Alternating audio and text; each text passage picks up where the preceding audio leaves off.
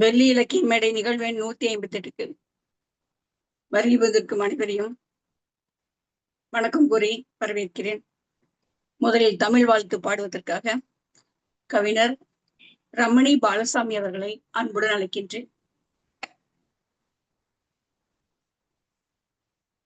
அனைவருக்கும் வணக்கம். தமிழ் வாழ்த்து. தமிழுக்கும் அமுதென்று பேர், அந்த தமிழ் என்ப தமிழ் எங்கள் உயிருக்கு நேர், உயிருக்கு நேர். தமிழுக்கும் அமுதென்று பேர், தமிழுக்கு நிலவென்று பேர். இன்ப தமிழ் எங்கள் சமூகத்தின் விளைவுக்கு நீர், தமிழுக்கு மனம் என்று பேர். இன்ப தமிழ் எங்கள் வாழ்வுக்கு நிரூபித்த ஊர், தமிழுக்கு மதுவென்று பேர், தமிழுக்கு மதுவென்று பேர். இன்ப தமிழ் எங்கள் உரிமை பயிருக்கு வேர், பயிருக்கு வேர். தமிழுக்கு அமுதென்று பேர், தமிழ் எங்கள் இளமைக்கு பார், தமிழ் எங்கள் இளமைக்கு பால். இன்ப தமிழ் நல்ல புகழ் மிக்க புலவர்க்கு மேல், புலவர்க்கு மேல். தமிழ் எங்கள் உயர்வுக்கு வான், இன்ப தமிழ் எங்கள் வசதிக்கு சுடர் தந்தேன். தமிழ் எங்கள் உயர்வுக்கு வான், இன்ப தமிழ் எங்கள் வசதிக்கு சுடர் தந்தேன். தமிழுக்கும் அமுதென்று பேர், தமிழ் எங்கள் அறிவுக்கு தோள். இன்ப தமிழ் நல்ல கவிதைக்கு வைரத்தின் வாழ், வைரத்தின் வாழ். தமிழ் எங்கள் பிறவிக்கு தாய், இன்ப தமிழ் எங்கள் வளமிக்க உளமொட்டத்தி. தமிழ் எங்கள் பிறவிக்கு தாய், இன்ப தமிழ் எங்கள் வளமிக்க உளமொட்ட. அந்த தமிழ் எங்கள் உயிருக்கு நேர், உயிருக்கு நேர். தமிழுக்கும் அமுதென்று பேர். வணக்கம். வெள்ளி இலக்கிய மேடை நிகழ்வெண் 158 நிகழ்வில் தமிழ் வாழ்த்து பாடிய ரமணி பாலசாமி அவர்களை அன்புடன் வரவேற்கிறேன். குரல் விளக்கம் தர இருக்கின்ற கவி மாமணி பொதுகை மு செல்வராஜ் அவர்களை அன்புடன் வரவேற்கின்றேன். தொழில்நுட்பத்தை மிகச் சிறப்பாக செய்து வருகின்ற நல்லை தீவன் மற்றும் திரு ஆசை குமரன் ஐயா அவர்களையும் மனதார வரவேற்கிறேன். நல்லதொரு நலவென்பா விளக்க உரை ஆறினை நல்க இருக்கின்ற KG ராஜேந்திர பாபு அவர்களை உளமாற வரவேற்கிறேன். மற்றும் நமது நிகழ்வை சிறப்பிக்க பங்கேற்க வந்திருக்கும் அனைத்து சான்றோர்களையும் வணக்கம் கூறி வரவேற்கிறேன். அடுத்த நிகழ்வாக வெள்ளி இலக்கிய மேடை வாழ்த்து பாடல் கவிஞர் பூமாப்பா கபிலன் அவர்கள் எழுதியது. ரவிசங்கர் அவர்கள் பாடுகிறார்.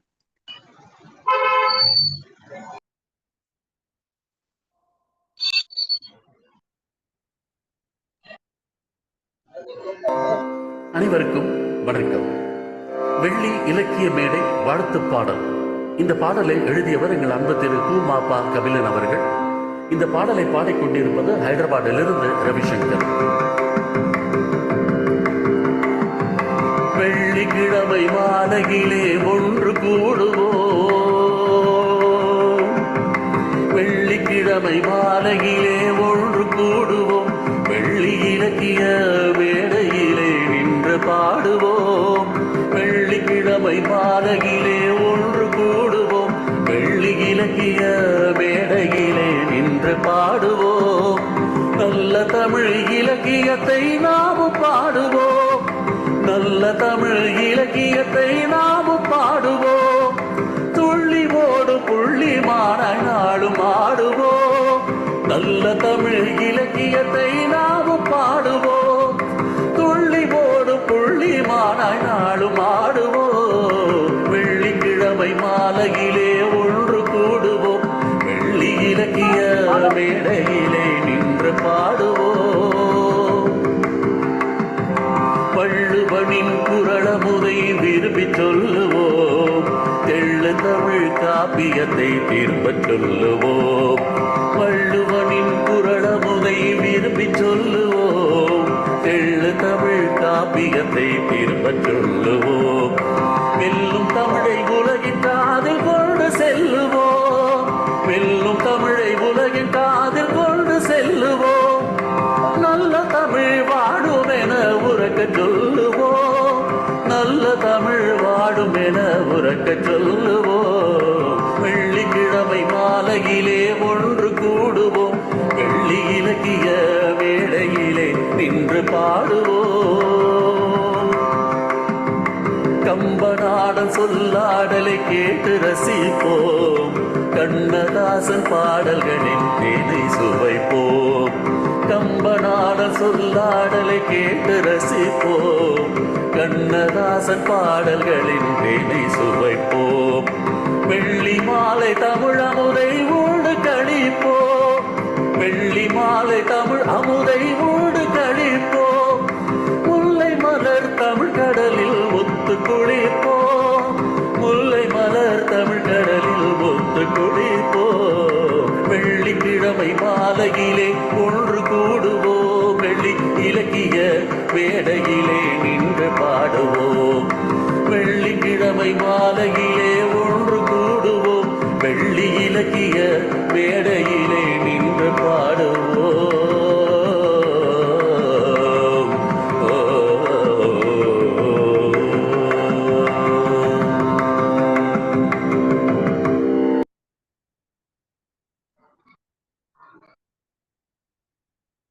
அடுத்த நிகழ்வு குரல் விளக்கம். கவிமாமணி பொதுகை மு. செல்வராஜ் அவர்கள் எழுத்தாளர், பாடகர், பட்டிமன்ற பேச்சாளர் என பன்முக திறமை கொண்டவர். அவர் எழுதிய நூல்கள் விடையில்லா கேள்வி, பாவலருக்கான பண்பான பாடல்கள், எல்லாம் நன்றாக, அம்மன் காப்பு போன்ற பல நூல்களை எழுதியுள்ளார்.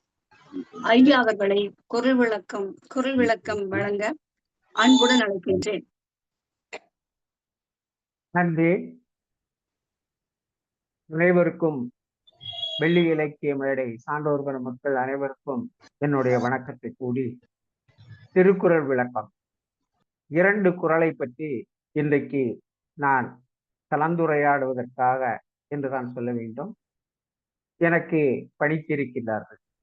அந்த வகையில் குறள் எண் 40, குறள் எண் 41 ஆகிய 2 குறள்களையும் பற்றியும் ஒரு சில வார்த்தைகள் உங்களோடு பகிர்ந்து கொள்ள நான் ஆசைப்படுகின்றேன். அரண் வலியுறுத்தல் என்னும் அதிகாரத்திலிருந்து கடைசி பாடலும், இல்லறவியல் முதல் பாடலும், இல்லறவியலில் இல்வாழ்க்கை என்னும் அதிகாரத்திலிருந்து முதல் குறளையும் நான் எடுத்துக்கொள்ள இருக்கிறேன். எனக்கு கொடுக்கப்பட்டேன். திருக்குறள் ஒரு அறநூல் என்பது நம் எல்லோருக்குமே தெரியும். ஆகையினால் அறத்தை பற்றி கூறுவதையே வள்ளுவர் தன்னுடைய தலையாய கடமையாக அன்றைக்கு ஏற்று நமது சமுதாயம் உய்ய வேண்டும் என்பதற்காக பல அறப்பாக்களை பாடியிருக்கிறார் என்றுதான் சொல்ல வேண்டும். அறம், பொருள், இன்பம் என்று 3 அறத்தை பற்றி கூறியிருக்கின்றார் என்றால் அந்த 3 அறங்களும் வாழ்க்கைக்கு எத்தனை துணையாக இருக்கின்றது என்பதை தெரிந்து அந்த காலகட்டத்தில் அவையெல்லாம் இந்த சமுதாயத்துக்கு பயன்படக்கூடியதாக இருக்கின்றது என்பதைத்தான் வள்ளுவர் அவர்கள் கூறியிருக்கிறார்கள். அரண் வலியுறுத்தல் என்னும் அதிகாரத்தை எடுத்துக்கொண்டால், செயற்பாலது ஓரும் அரணே ஒருவருக்கு உயர்பாலது ஓரும் பழி என்று அந்த குறளை படைத்திருக்கின்றார். மனிதன் தனக்கென வரையறுத்துக் கொண்ட ஒழுக்க முறைகளின் தொகுதி அல்லது முழு நிறை வடிவமே அறம் என்று கூறுவர். அறம் என்பது செயலா, சொல்லா, இல்லை எண்ணமா என்று பார்த்தோமானால் செயலுக்கு அடிப்படையாக இருப்பது எது? எண்ணம் தானே. ஆகையினால் எண்ணம் தூய்மையாக இருந்தால்தான் செயலும் தூய்மையாக அமைய முடியும்.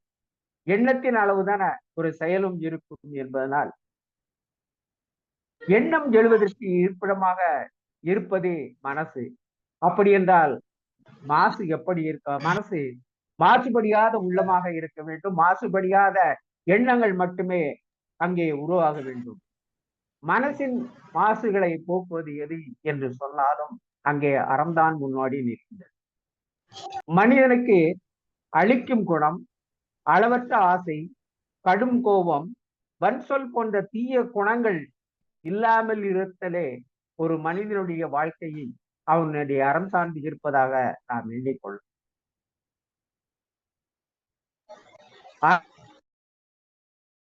அறத்திற்கு மூன்று வகை கூறுகளை கூறுகின்றார்கள்.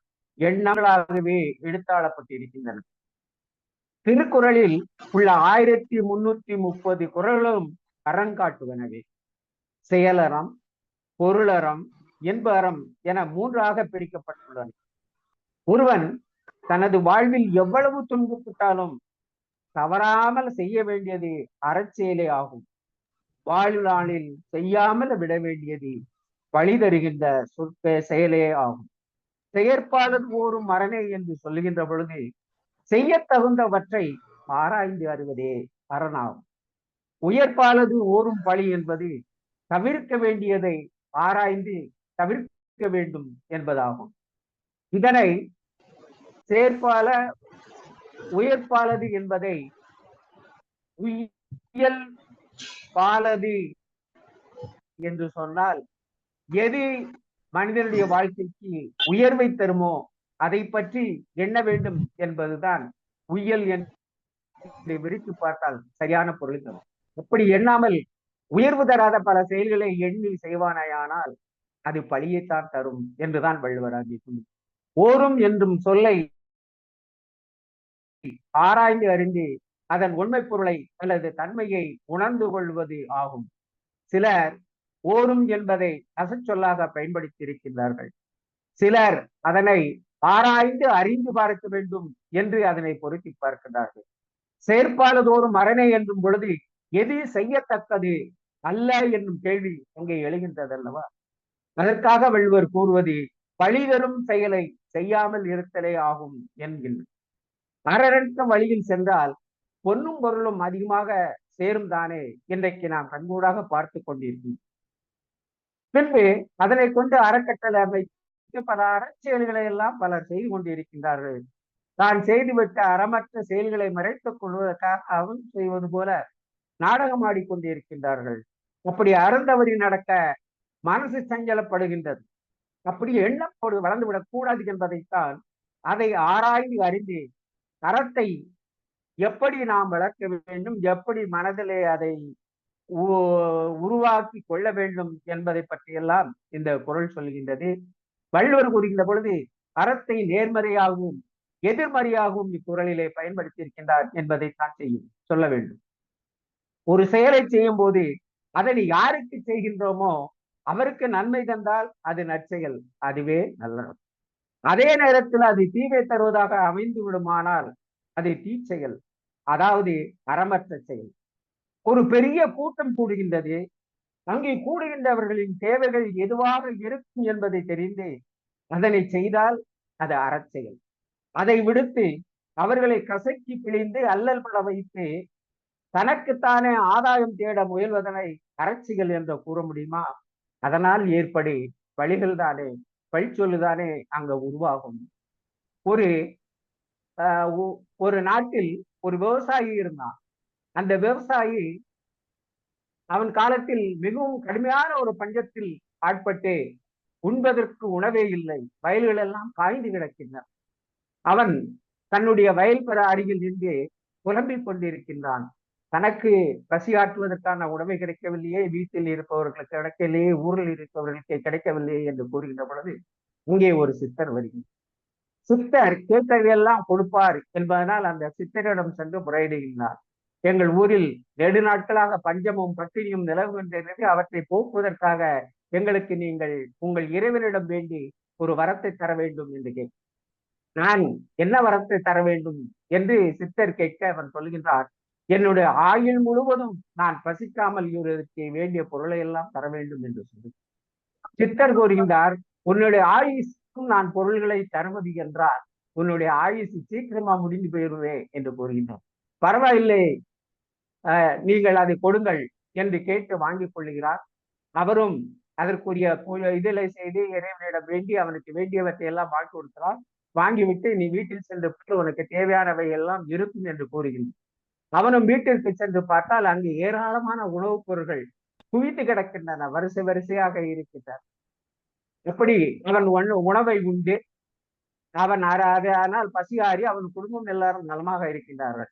ஒரு 6 மாதம் கொஞ்ச நாள் சென்ற பிறகு அதே சித்தர் அந்த வழியாக வருகின்றார். அவர் கேட்டார், தான் வரம் கொடுத்தவனுக்கு அது அபரிமிதமான வரம் கொடுத்து விட்டோமே, அவன் இறந்து விடுத்த வேண்டுமே என்பதனால் அங்கே வந்தவர் அவர் கேட்கின்றார், இந்த மாதிரி ஒருத்தர் இருந்தாரு, அவருக்கு நான் கொடுத்து அவர் எங்க இருக்கிறார் என்று கேட்டால் அவருடைய வீட்டை காட்டுகிறார்.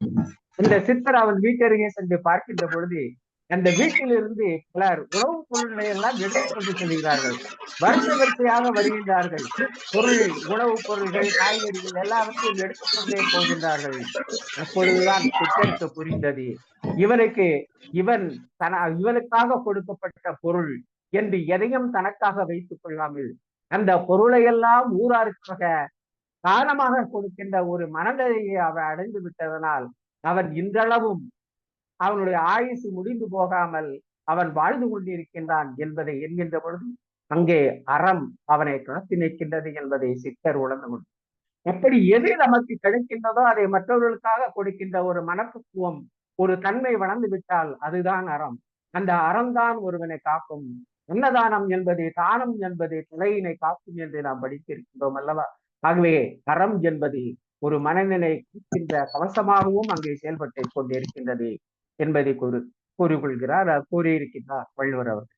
அடுத்ததாக இந்த அறத்தின் வழியாக அறம் செய்வதற்கு வழியாக இருப்பது இல்வாழ்க்கை. இல்வாழ்க்கையில் இருக்கின்றவர்கள் தான் அறம் செய்வதற்கு உற்றவர்களாக இருக்கும்.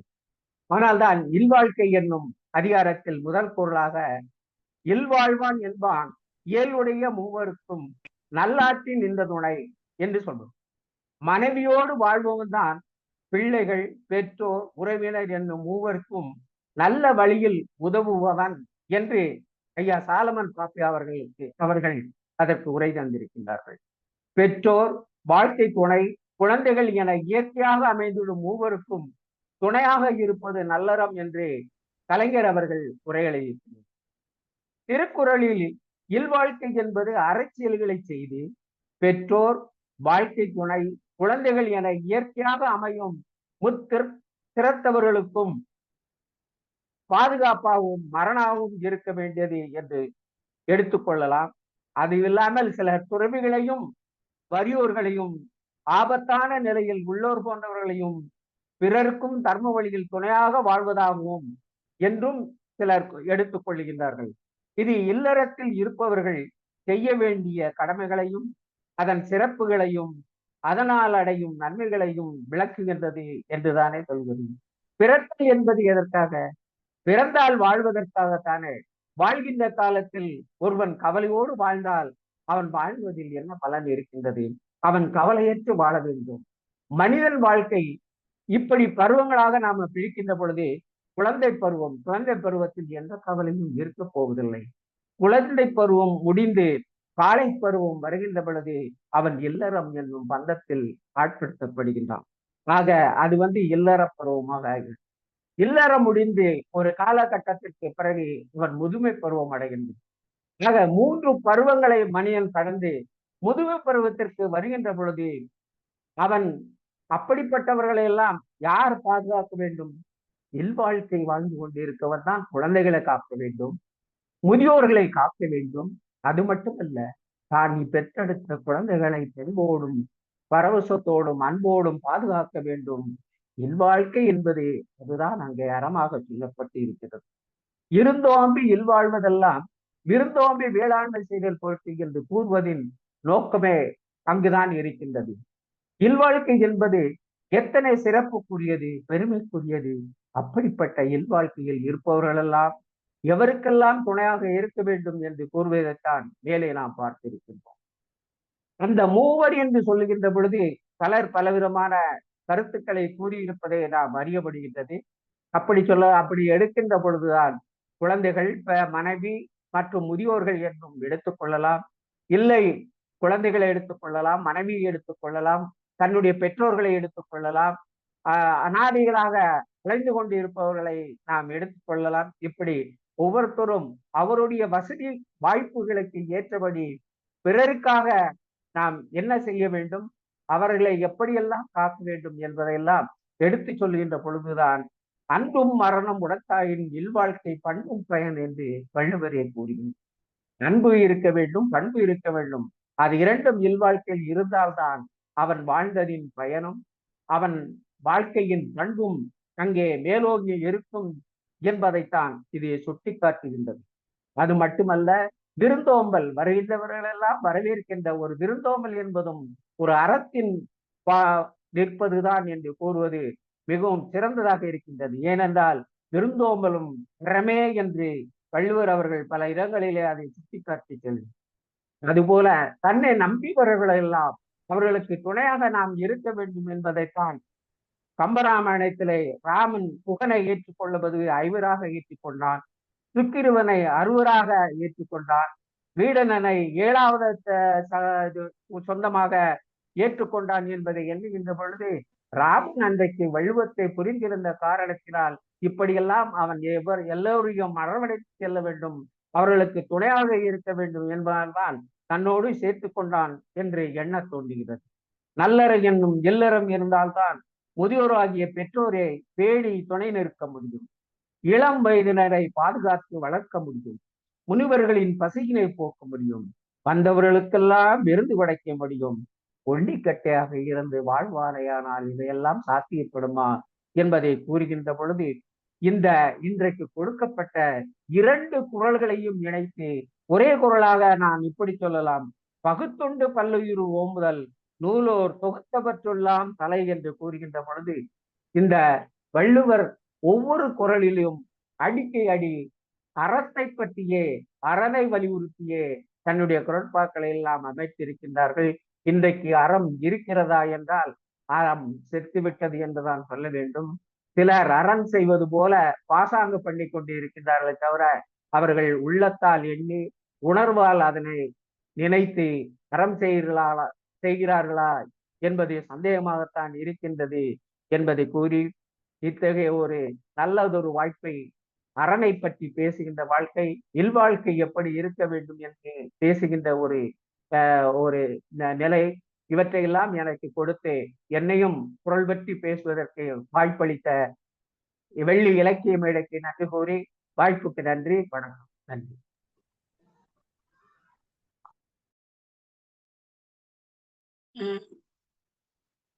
குறள் எண் 40, 41 என்ற 2 குறளையும் அரண் வலியுறுத்தல் இல்லறவியல், அரண் வலியுறுத்தல் கடைசி குறளையும் இல்லறவியல் முதல் குறளையும் எடுத்துரைத்த மிகச் சிறப்பாக பொதுகிய செல்வராஜ் அவர்கள் எடுத்துரைத்தார்.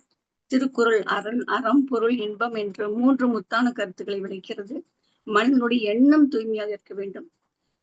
எண்ணம் தூய்மையாக இருந்தால் மனம் தூய்மையானதாக இருக்க வேண்டும். அப்பொழுதுதான் செயல் தூய்மையானதாக இருக்கும் என்றும், மனிதன் அறம் சார்ந்து வாழ வேண்டும், எவ்வளவு துன்பப்பட்டாலும் செய்ய தகுந்தவற்றை செய்ய வேண்டும், அப்பொழுதுதான் அந்த செயல்தான் உயர்வை தரும் என்றும், செயற்பாடுதோறும் அரணே ஒருவருக்கு உயர்ப்பாளதொரு பழி என்று ஒருவன் வாழ்நாள் முழுவதும் செய்யத்தக்கது நல்வினையே, வெறுத்து ஒதுக்கத்தக்கது தீவினையே என்று சொல்லி ஓரும் என்பது 2 அசைநிலை என்பதையும் கூறினார். அதே போல விவசாயி சித்தர் அந்த கதையை கூறி மற்றவர்களுக்கு தானமாக கொடுக்கின்ற பண்பை எடுத்துரைத்த விதமும் மிக சிறப்பு. அதுபோல அறத்திற்கு அடிப்படையாக இருப்பது இல்வாழ்க்கை என்று சொல்லி, இல்வாழ்வான் என்பன் இயல்புடைய மூவருக்கும் நல்லாற்றின் நின்ற துணை என்று சொல்லி, அந்த மூவர் என்று சொல்லும் போது பெற்றோர், வாழ்க்கை துணை, குழந்தைகள் என்று எடுத்துரைத்தார். இல்லறத்தில் வாழ்பவன் என்பவன் அறத்தின் இயல்புடைய மூவருக்கும் நல்வழியில் நிலை பெற்ற துணையாவான். துறவிகளுக்கும் வறுமையற்றோருக்கும் யாசித்தவர்க்கும் கொடுத்து இல்லறம் நடத்துகின்றவனே துணையாவான். அன்பும் அறமும் உடையதாக விளங்கினால் வாழ்க்கையில் பண்பும் பயனும் வந்து சேரும் என்பதையும், இதை மட்டுமின்றி இது கம்பராமாயண ஒப்பீட்டையும் எடுத்து கூறி ராமன் வள்ளுவத்தை புரிந்திருக்கிறார், அதனால அன்பினால் அனைவரையும் அழைத்து சென்றார் என்றும் கூறி இறுதியில் இந்த 2 திருக்குறளையும் இணைத்து பகுத்துண்டு பல்லுயிர் ஓம்புதல் என்று சொல்லி மிக சிறப்பாக எடுத்துரைத்த பொதுகி செல்வராஜ் அவர்களுக்கு எனது வாழ்த்தனையும் வணக்கத்தையும் கூறுகின்றேன். அடுத்த நிகழ்வாக நலவென்பா விளக்குரை. இதனை எடுத்துரைப்பவர் KG ராஜேந்திர பாபு அவர்கள். அவர்கள் ஸ்டேட் பேங்க் ஆஃப் இந்தியாவில் துணை மேலாளராக இருந்து பணி நிறைவு பெற்றவர். அவரது இலக்கிய பணிகள்: நடுவராக 25 பட்டிமன்றங்கள், தமிழ் தேனி மோகன் தலைமையில் 200க்கும் மேற்பட்ட பட்டிமன்றங்கள், எழுதிய நூல்கள்: விடியலுக்காக விழித்தெழுவோம், மின்னலில் விளக்கேற்றி, நட்சத்திர தோரணங்கள், வெண்பா வெண்ணிலாக்கள், ஒளி தூறல்கள், அலைவீசும் நிலா வெளிச்சங்கள், பொருளும் மனசு என்ற சிறுகதை நூல், முயற்சியுடையார் வளர்ச்சி அடைவார், காலந்தோறும் கண்ணதாசன் போன்ற கட்டுரை நூல்களை எழுதியுள்ளார். கண்ணதாசன் விஸ்வநாதன் அறக்கட்டளை சான்றோர்கள் அவர்கள் வாயிலாக கவியரசர் விருதாளர் என்ற பட்டமும் பொற்களையும் பெற்றுள்ளார். வானொலியில் பேச்சு, பட்டிமன்றமும், கவிதை வாசிப்பு மற்றும் பல தொலைக்காட்சி நிகழ்வுகளில் பங்கேற்பாளராக பணிபுரிந்திருக்கிறார். வெள்ளி இலக்கிய மேடை இணையத்தில் சிலப்பதிகாரம், மணிமேகலை, கம்பராமாயணம், விளக்குரை எழுதியவர். இத்தகைய பல்வேறு சிறப்புகளையும் விருதுகளையும் பெற்றுள்ள கவிஞர் KG ராஜேந்திர பாபு அவர்களை நலவென்பா விளக்குரை ஆறினை நயந்துரைக்க அன்புடன் அழைக்கின்றேன். வாருங்கள் ஐயா. மகிழ்ச்சி. வெள்ளி இலக்கிய மேடை 158வது நிகழ்ச்சி.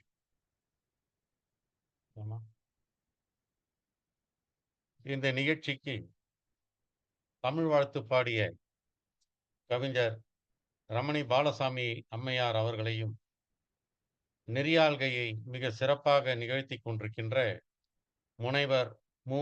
மேரி ரோசலின் அவர்களையும், தொழில்நுட்பத்தை மிக நேர்த்தியாக நிகழ்த்தி கொண்டிருக்கின்ற கவிஞர் நெல்லை தீபன் அவர்களையும், இலக்கிய ஆர்வலர் RC குமரன் அவர்களையும், திருக்குறளை மிக சிறப்பாக இங்கே எடுத்துரைத்த பொதிகை செல்வராஜ் அவர்களையும், இந்த நிகழ்ச்சிக்கு வருகை தந்திருக்கின்ற இலக்கிய அன்பர்கள் அனைவரையும் வணங்கி நலவென்பா நிகழ்ச்சியை நாம் பரிமாறிக்கொள்ள இருக்கின்றோம். சென்ற வாரம் நாம் பார்த்தது, இந்திரன் நலனை தூது அனுப்புகிறான் தமயந்தியிடம். தமயந்தி நலனிடம் சொல்கின்றாள், சுயவரத்தையே நான் உனக்காகத்தான் வைத்தேன்,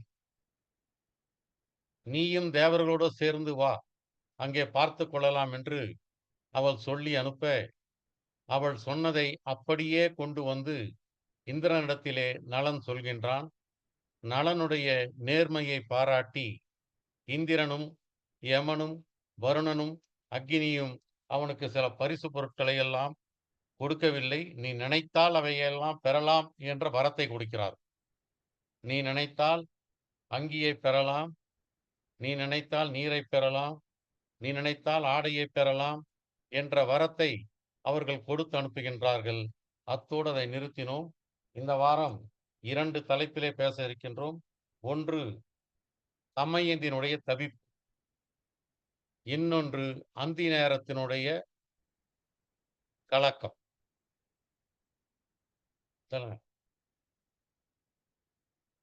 வந்து போனது நலன்தான் என்று தெரிந்தவுடன் தமயந்தினுடைய மனதிலே ஒரு தவிப்பு ஏற்பட்டு விடுகின்றது.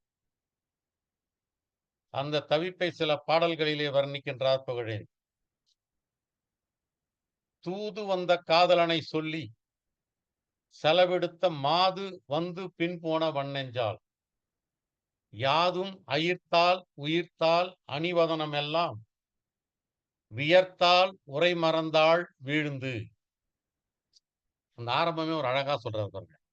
தூது வந்த காதலனை, அவன் தான் நலன், அவன் தூது வந்தான் என்ற செய்தியும் இருக்கிறது, அவன் காதலன் என்று அவள் புரிந்து கொண்டாள் என்கின்ற செய்தியும் இருக்கின்றது. ஆக தூது வந்த காதலனை சொல்லி அவனிடத்திலே சொல்லி அனுப்புறான். சொல்லி என்னாச்சு?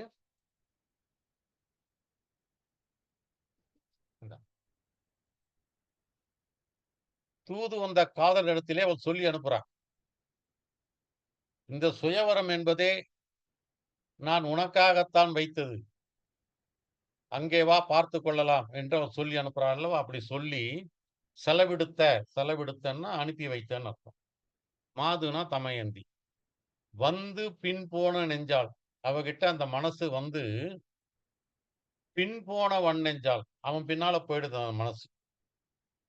வன்னெஞ்சு, வன்மையான நெஞ்சு அது. யாதும் அயிர்த்தாள். சார், குறுக்கீடுக்கு மன்னிக்கணும். ஆ. சில பேருக்கு இந்த எழுத்து சரியா தெரியலைன்னா போனை வந்து ஹரிசாண்டலா வச்சுக்கிட்டு சொல்லிடுங்க. நான் இப்படி வச்சிருக்கேன். ஓகே. ம். ம். ம்.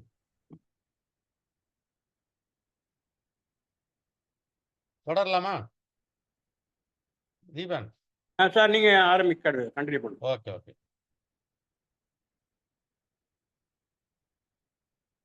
அந்த மனசு சந்தேகப்படுது. ஏன் நலன் வந்து நம்ம கிட்ட அந்த மாதிரி கேட்டுட்டு போனான்? அண்ணன் போய் சொல்லிச்சா சொல்லலையா? அது ஒரு சந்தேகம் வருது. தன்னுடைய காதலை நலனிடத்திலே அண்ணன் போய் சொல்லியதா இல்லையா என்ற ஒரு சந்தேகம் வந்து இருக்கிறது. நலனுக்கு தன் மீது காதல் இருக்குமா இருக்காதா என்ற சந்தேகம் வந்திருக்கிறது. அதான் சொல்றா, யாதும் அயிர்த்தாள். அயிர்த்தாள்னா ஐயமுற்றாள். உயிர்த்தாள். உயிர்த்தாள்னா அந்த மூச்சு விடுறது, அப்படியே பெருமூச்சு விடுறது.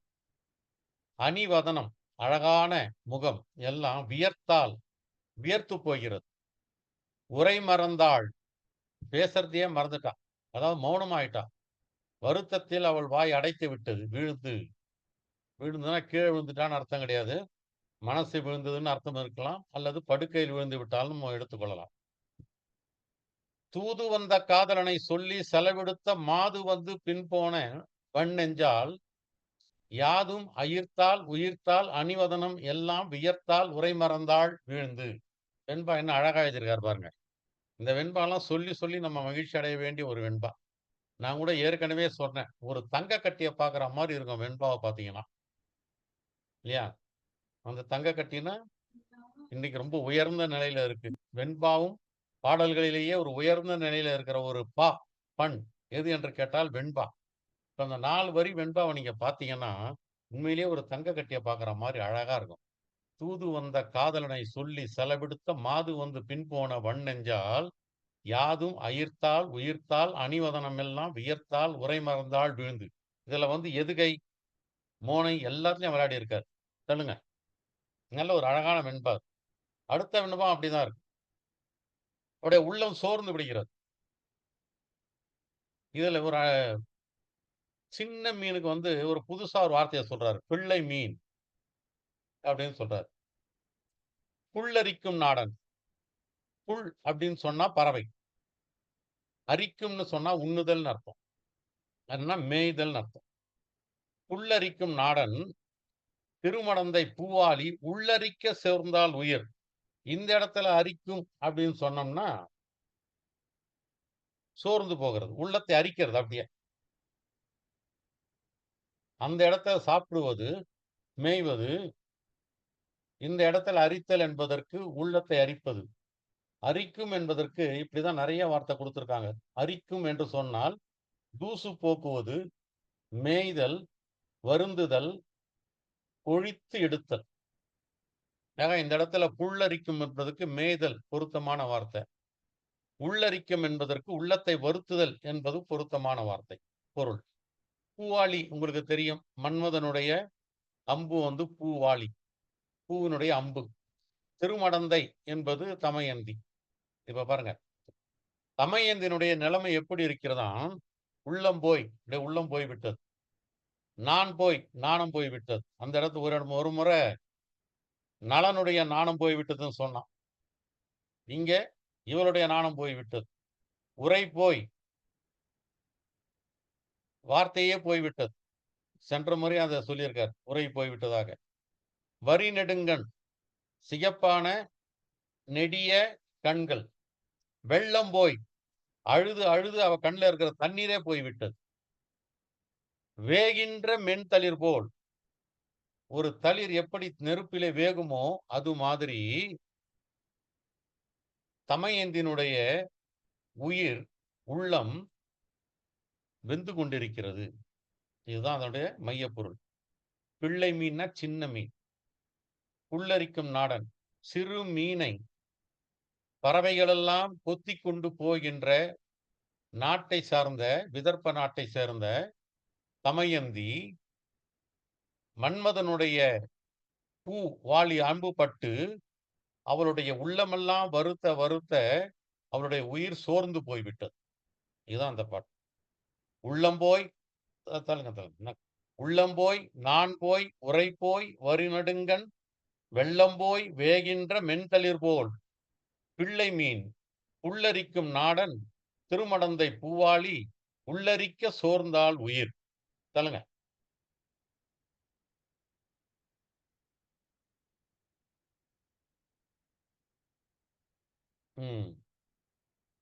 பூவின் வாய் வாலி புகுந்த வழியே என் ஆவியார் போனாலும் அவ்வழியே. ஆவியார்னா ஆவிதான், அதுக்கு ஒரு மரியாதை ஆவியார்னு சொல்லியிருக்கு. பாவியேன் ஆசை போகாது என்று அழிந்தால் அணியாழின் ஓசை போல் சொல்லால் உயிர்த்து. இதுக்கு நாம் அர்த்தமே சொல்ல வேணாம், படித்த உடனே நமக்கு நல்லா தெரியும். பூவின் வாய் வாலி, வாலின்னா அம்பு, பலமுறை நம்ம பார்த்திருக்கோம். பூவால் அமைந்த வாலி. வாய் என்ற வார்த்தைக்கு என்ன தனியா அர்த்தம் இருக்குமான்னு பார்த்தா அதுக்கு பொருந்தல. ஆனா உரையாசிரியர்கள் சொன்னபடி பூவால் அமைந்த வாலி, பூவால் அமைந்த அம்பு. புகுந்த வழியேதான், மன்மதனுடைய அம்பு புகுந்த வழியேதான் ஆவியார் போனாலும் உயிரே போனாலும் சரி அவ்வழியே, அந்த வழியே பாவியேன் ரொம்ப பரிதாபகரமான நிலையிலே இருக்கிற நான் என்னுடைய ஆசை போகாது என்றழிந்தால், என்னுடைய ஆசை மட்டும் போகாது. மன்மதன் விட்ட அம்பினுடைய துளையின் வழியாக என் உயிர் போகலாம், ஆனால் என்னுடைய ஆசை போகாது என்றழிந்தால் எப்படிப்பட்டவள்? அணியாழின் ஓசை போல் சொல்லாள் உயிர்த்து. அழகான யாழினுடைய ஓசையைப் போல பேசக்கூடிய தமயந்தி சொல்கிற வார்த்தை இது. பூவின் வாய் வாலி புகுந்த வழியே என் ஆவியார் போனாலும் அவ்வழியே பாவியேன் ஆசை போகாது என்றழிந்தாள் அணியாழின் ஓசை போல் சொல்லாள் உயிர்த்து. சொல்லுங்க. இது 3 பாட்டும் தமயந்தினுடைய தவிப்பு. இனிமேல் வரப்போகிற பாட்டு பெரும்பாலும் மாலை நேரம் கதிரவன் இதை பற்றிய செய்திதான். விரிகதிரோன் சென்றடைந்தான். வையம் பகலிழப்ப வானம் ஒளி இழப்ப. தெளிவா தெரிகிற வரி இது. பொய்கையும் நீள் கழியும் புல் இழப்ப. ஏற்கனவே புல்லுனா பறவைன்னு பார்த்துட்டோம். கழினா நீண்ட கழி, அதுவும் நீரோடை தான், நீண்ட நீரோடை. பையவே மெல்ல, பைய பையனா மெல்ல மெல்ல.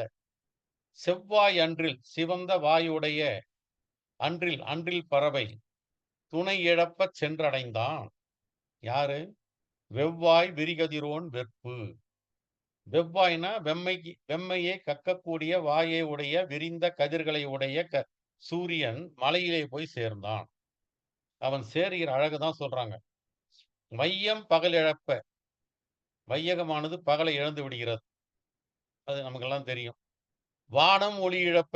இதுவும் நமக்கு நல்லா தெரியும், வானம் ஒளி இழந்து விடும். பொய்கையும் நீள் கழியும் புல் இழப்ப.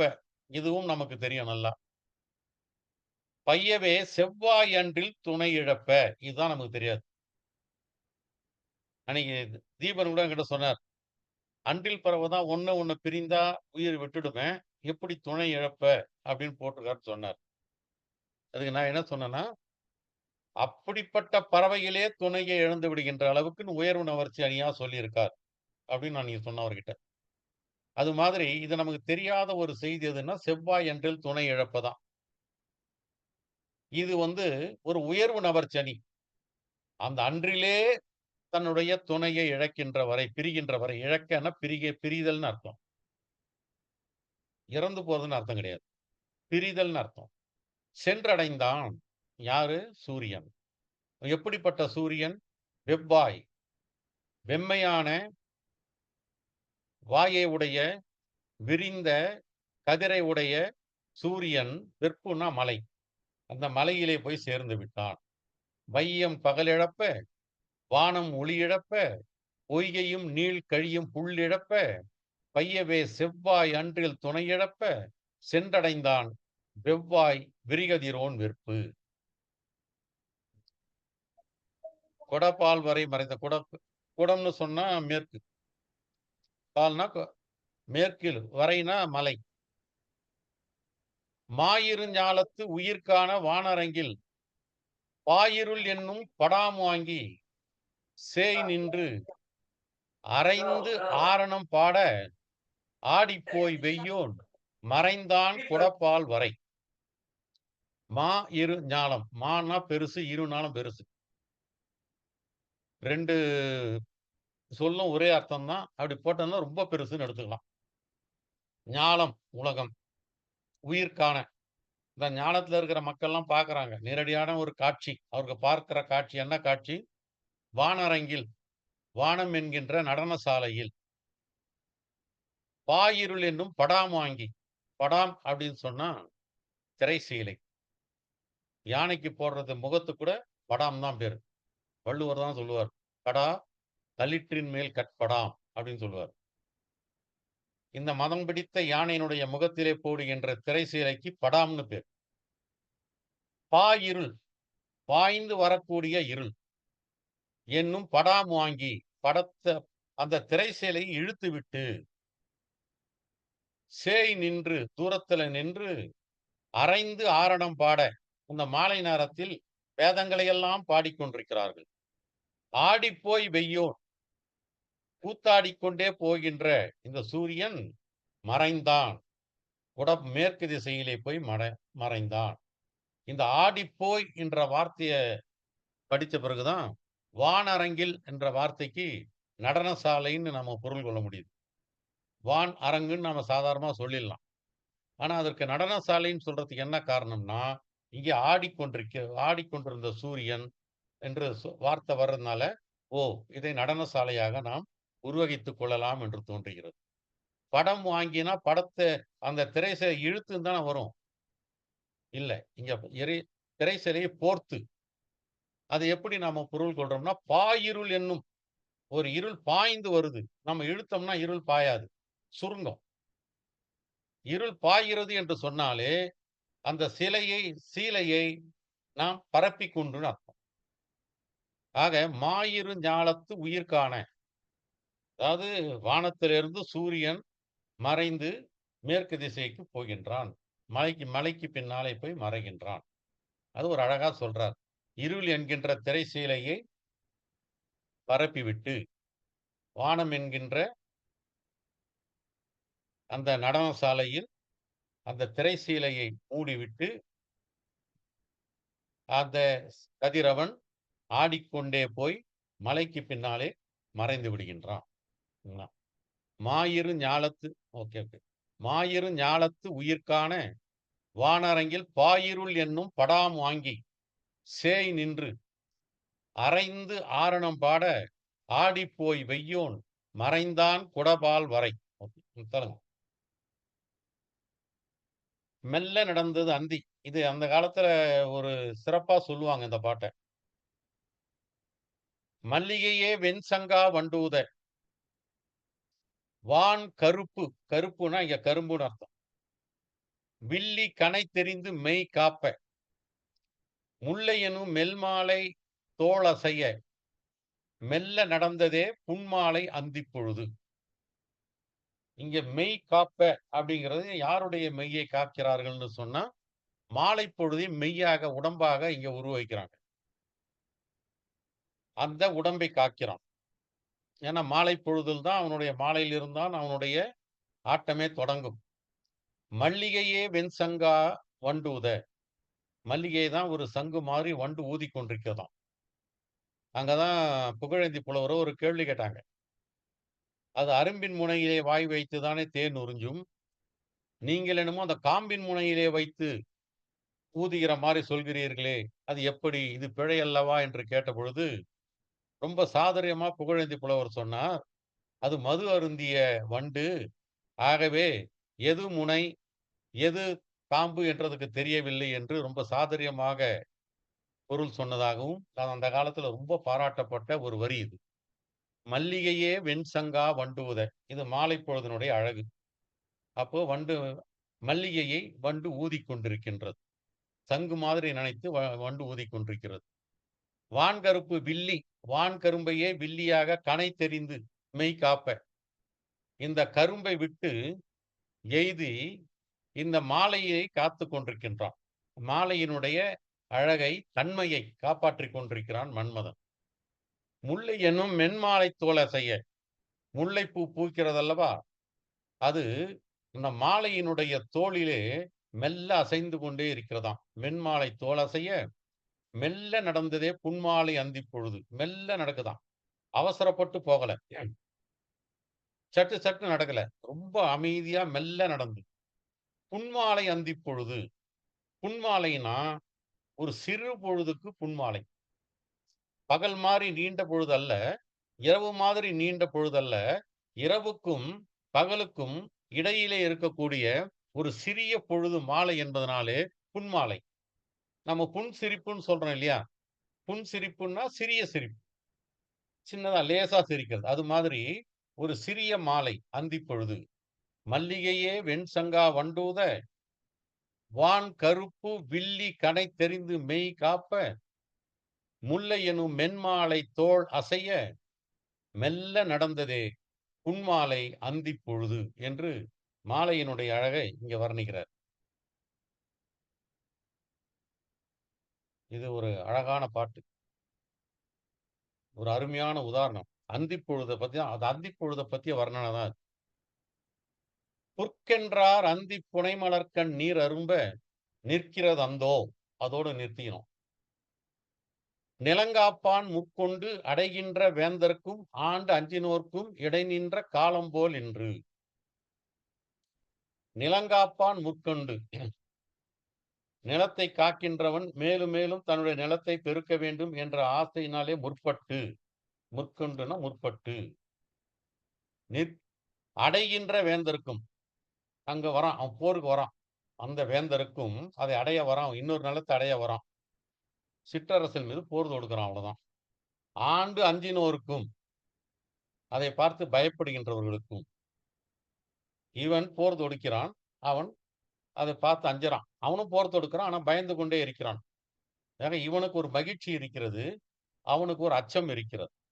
இடை நின்ற காலம் போல் என்று, அந்த இடையில இருக்கிற காலம் மாதிரி இந்த அந்தி பொழுதான். அதாவது அவன் மகிழ்ச்சியோடு இருக்கிறான், இவன் பயந்து கொண்டிருக்கிறான். மகிழ்ச்சியை ஒளிக்கு நாம் ஒப்பிடலாம், பயத்தை இருளுக்கு நாம் ஒப்பிடலாம். ஆக ஒளியும் இருளும் இதற்கு இடையிலே இருக்கின்ற காலம். மாலையும் பொழுதும் சந்திக்கும் வேளையில் மயங்கிடும் இருளை போலனார் கண்ணதாசன். அது மாதிரி அந்த மகிழ்ச்சி என்கின்ற ஒளிக்கும் பயம் என்கின்ற இருளுக்கும் இடையிலே இருக்கின்ற காலம், இதுதான் மாலை பொழுது. அதுக்குதான் அந்த புற்கென்றார்னு ஒரு வார்த்தையை போட்டார். புற்கென்றார் அப்படின்னு சொன்னா ஒளி இழந்தன்னு ஒரு அர்த்தம் உண்டு. புற்கென்றார் அந்தி, ஒளி இழந்தன்னா எப்படி ஒளி இழந்திருக்கான்? பொன்னும் கருப்பும் சேர்ந்தால் அதுக்கு புற்குன்னு பேர். பொன் ஒளி நிறைந்தது, கருப்பு அந்த ஒளியை மங்க வைக்கக்கூடியது. ஆகவே அந்த மகிழ்ச்சி என்கின்ற ஒளி, பயம் என்கின்ற கருப்பு இரண்டும் சேர்ந்த ஒரு வார்த்தைக்கு புற்குன்னு பேர். வாலொற்றி புற்கென்றார் அப்படின்னு ஒரு திருக்குறள் கூட உண்டு இல்லையா? மங்கி போதல். இப்படி ஒளியும் இருளும் கலந்த அந்தி, அவ்வளவுதான். இதுக்குதான் இந்த ஊமை சொல்றார். ஒளிக்கு படையெடுக்கிற மன்னன், இருளுக்கு பயப்படுகிற மன்னன். இப்படிப்பட்ட அந்தி, புனைமலர், அலங்கரிக்கப்பட்ட மலர் போன்ற கண்கள், கூவளைப்பூ. கண்ணுன்னு சொல்லிட்டாவே அது கூவளைப்பூ தான். நீர் அரும்ப, அது கண்ணுல இருந்து நீர் வருதான். நிற்கிறதந்தோ, இதோட நிறுத்திடணும். புற்கென்றார் அந்தி புனைமலர்க்கண் நீர் அரும்ப நிற்கிறதந்தோ, இது மாலையினுடைய நிலைமை. பொன்னும் கருப்பு மாதிரி ஒளி எழுந்து இருக்கக்கூடிய மங்கியதோர் நிலவிலேன்னு பாரதி சொன்ன மாதிரி, மங்கியதோர் அந்தி இந்த அலங்கரிக்கப்பட்ட கோலை மலர்னுடைய கண்களிலே இருந்து நீர் அரும்ப நிற்கின்றது. இது எப்படி இருக்கிறதாம்? நிலங்காப்பான் முற்கொண்டு அடைகின்ற வேந்தர்க்கும் ஆண்டு அஞ்சினோர்க்கும் இடைநின்ற காலம் போல் இன்று. இந்த நாள் தினந்தோறும் கிடையாது, இன்றைக்கு மட்டும். ஏன்னு கேட்டா இது தமயந்தியினுடைய மாலை, தமயந்திக்கான மாலை இது. அதனால அது அப்படிதான் இருக்கும். ஓகே. புற்கென்றார் அந்தி புனைமலர்க்கண் நீரரும்ப நிற்கிறதந்தோ நிலங்காப்பான் முற்கொண்டு அடைகின்ற வேந்தர்க்கும் ஆண்டு அஞ்சினோர்க்கும் இடைநின்ற காலம் போல் இன்று.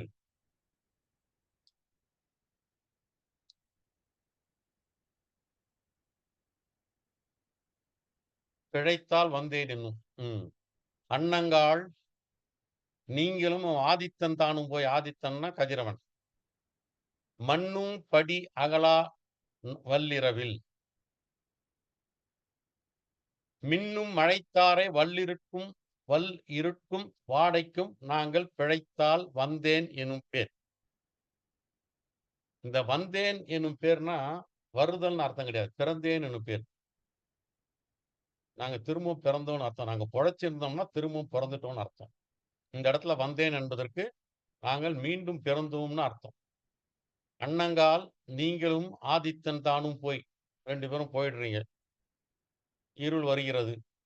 மண்ணும்படி அகலா வல்லிரவில் நிலைத்து நிற்கும்படி அகலாத வல்லிரவில், அவளை பொறுத்தவரையிலும் அது வலிமையான இரவு, கொடுமையான வல் இந்த இடத்துல கொடுமையான இரவு. மின்னும் மழைத்தாரை மின்னி வரக்கூடிய மழை, வல்லிருக்கும் அங்க இருக்கக்கூடிய இருளுக்கும் வாடைக்கும் நாங்கள் பிழைத்திருந்தால் வந்தேன் எனும் பெயர், மீண்டும் பிறந்தேன் என்று அதுக்கு அர்த்தம். நந்தங்கால் நீங்களும் ஆதித்தன் தானும் போய் மண்ணும் படி அகலா வல்லிரவில் மின்னும் மழைத்தாரை வல் இருக்கும் வாடைக்கும் நாங்கள் பிழைத்தால் வந்தேன் எனும் பேர். செல்லாமை உண்டேல் எனக்குறை நின் வல்வரவு வாழ்வார் குறைனா திருக்குறள்ல. இது ஒரு அழகான பாட்டுங்க. அது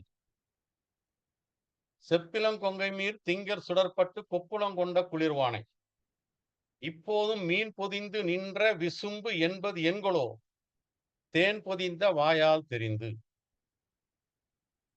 என்ன சொல்றா? தோழிமார்களே, செப்பிலம் கொங்கை மீறினா தோழிமார்களை பற்றி வர்ணனை. தோழிமார்களே, அதை விட்டுருவோம்.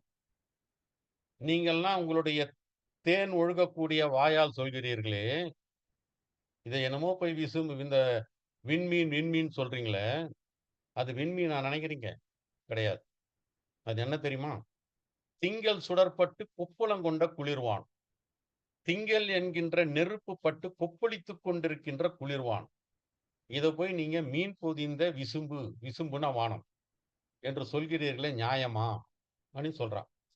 செப்பிலும் கொங்கை மீர் திங்கள் சுடற்பட்டு கொப்புளம் கொண்ட குளிர்வானை. இது கொப்பளமா இருக்கிற குளிர்வானமா? இதை போய் நீங்க விண்மீன்கள் நிறைந்த வானம்னு சொல்லலாமா? நியாயமா? இன்னும் ஒரு கேள்வி எழுப்புறாய். செப்பிலம், இதுக்கு பாரதிதாசன் இப்படி ஒரு பாட்டு எழுதினாரு. இதே கருத்து தான். ஒரே அந்த கொப்பளம் என்ற ஒரு கருத்தை வச்சு பாவேந்தர் ஒரு புரட்சி கவிஞர் ஒரு பாட்டு எழுதினார் அழகின் சிரிப்புல. மண்மீதில் உழைப்பாரெல்லாம் வரியறாம், உரிமை கேட்டால் புன்மீதில் அம்பு பாய்ச்சும் புலையர் செல்வராம். இதை தன் கண்மீதில் பகலிலெல்லாம் கண்டு கண்டு அந்திக்கு பின் விண்மீனாய் கொப்பளித்த விரிவானம் பாராய் தம்பினார். அவர் நேரடியாக சொல்லிட்டார், இது விண்மீன் கொப்பளம், விண்மீனாய் கொப்பளித்த, விண்மீனை கொப்பளம்னே சொல்லிட்டார். இந்த அம்மா என்ன சொல்றாங்கன்னா, கொப்பளத்தை போய் நீ விண்மீன் சொல்லலாமா? நியாயமா அப்படின்னு கேக்குறாங்க. செப்பிலும் கொங்கை மீர் திங்கள் சுடற்பட்டு கொப்புளம் கொண்ட குளிர்வானை இப்போதும் மீன் பொதிந்து நின்ற விசும்பு என்பது என்கொலோ சொல்லலாமா? என்கொலோன்னா நீ சொல்லலாமா? தேன் பொதிந்த வாயால் தெரிந்து.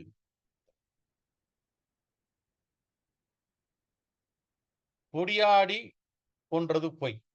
நமக்கு தெரியும், அந்த ஒரு கதை தெரியும். மன்மதனை சிவபெருமான் நெற்றிக்கண்ணாலே எரித்து கொன்று விட்டான், சாம்பலாக்கி விட்டான் அப்படின்னு ஒரு ஐதீகம் உண்டு புராணத்துல. இதைதான் அந்த அம்மா கேக்குறா. அவன் செத்து போயிட்டான்னு சொல்றீங்களப்பா, இதெல்லாம் பொய்ப்பா, இதெல்லாம் அப்ப எல்லா இடத்துலயும் இருக்கான், உயிரோட தான் இருக்கான். காணும் தடம் காவும் காமன் படைவீடு. கானகமும் குளமும் சோலையும் காமனுடைய படைவீடு. கான் என்று சொன்னால் முல்லைப்பூ, முல்லை காட்டுல தான் பூக்கும். தடம் என்று சொன்னால் தாமரைப்பூ, தாமரை குளத்துல தான் பூக்கும். கோலையும் குளத்துல தான் பூக்கும். அதுவும் முல்லையும் தாமரையும் குவளையும் மன்மதனுடைய பூக்கள். கா என்றால் சோலை. சோலையில அசோக பூக்கள், அசோக மலர்கள் பூக்கும். அதுவும் காமனுடைய பூங்கனைகள். ஆக காணும் தடம் காமும் காவும் காமன் படை வீடு, காமனுடைய பாசறை. வானும் தேர் வீதி, இந்த வானம் தான் தேர் வீதி அவனுக்கு. அவன் அங்கேயும் இருக்கான். மறிகடலும் மீன கொடியாடை, அலை இருக்கக்கூடிய கடல் இருக்கு பாருங்க, அது மீன் கொடி ஆடை. அவனுக்கு மீன் தானே சின்னம், அவனுடைய கொடியினுடைய சின்னம். மீனக்கொடியும் தானே சொல்லுவோம் அவனை. அதுதான் அங்க மீன் இருக்கிறதுனால, கடல்ல மீன் இருக்கிறதுனால அது கொடி ஆடை. வையமெல்லாம் கோதண்ட சாலை, கோதண்டம்னா வில், நமக்கு தெரியும் கோதண்டராமன். வையமெல்லாம் கோதண்ட சாலை, வையமெல்லாம் இந்த பூமி பூராவுமே வில்லினுடைய சாலை. பொடியாடி கொன்றதெல்லாம் பொய். அவனை போய் நம்ம பொடியாடி கொன்று விட்டோம்னு சொன்னீங்க பாருங்க, அது அப்பட்டமான பொய். அழகா சொல்றான். காணும் தடங்காவும் காமன் படை வீடு, வானும் தேர் வீதி, மறிகடலும் மீன கொடி ஆடை, வையமெல்லாம் கோதண்ட சாலை, பொடியாடி கொன்றதெல்லாம் பொய். அவர் சொல்றா பாருங்க. அவன் இறந்து போயிட்டாங்கிறது போய் பரவாயில்ல, தள்ளிடுங்க தள்ளிடுங்க தள்ளுங்க. இரவின் உள்ளம் ரொம்பவும் கொடிது. கொள்ளை போகின்றது உயிரென்னும்.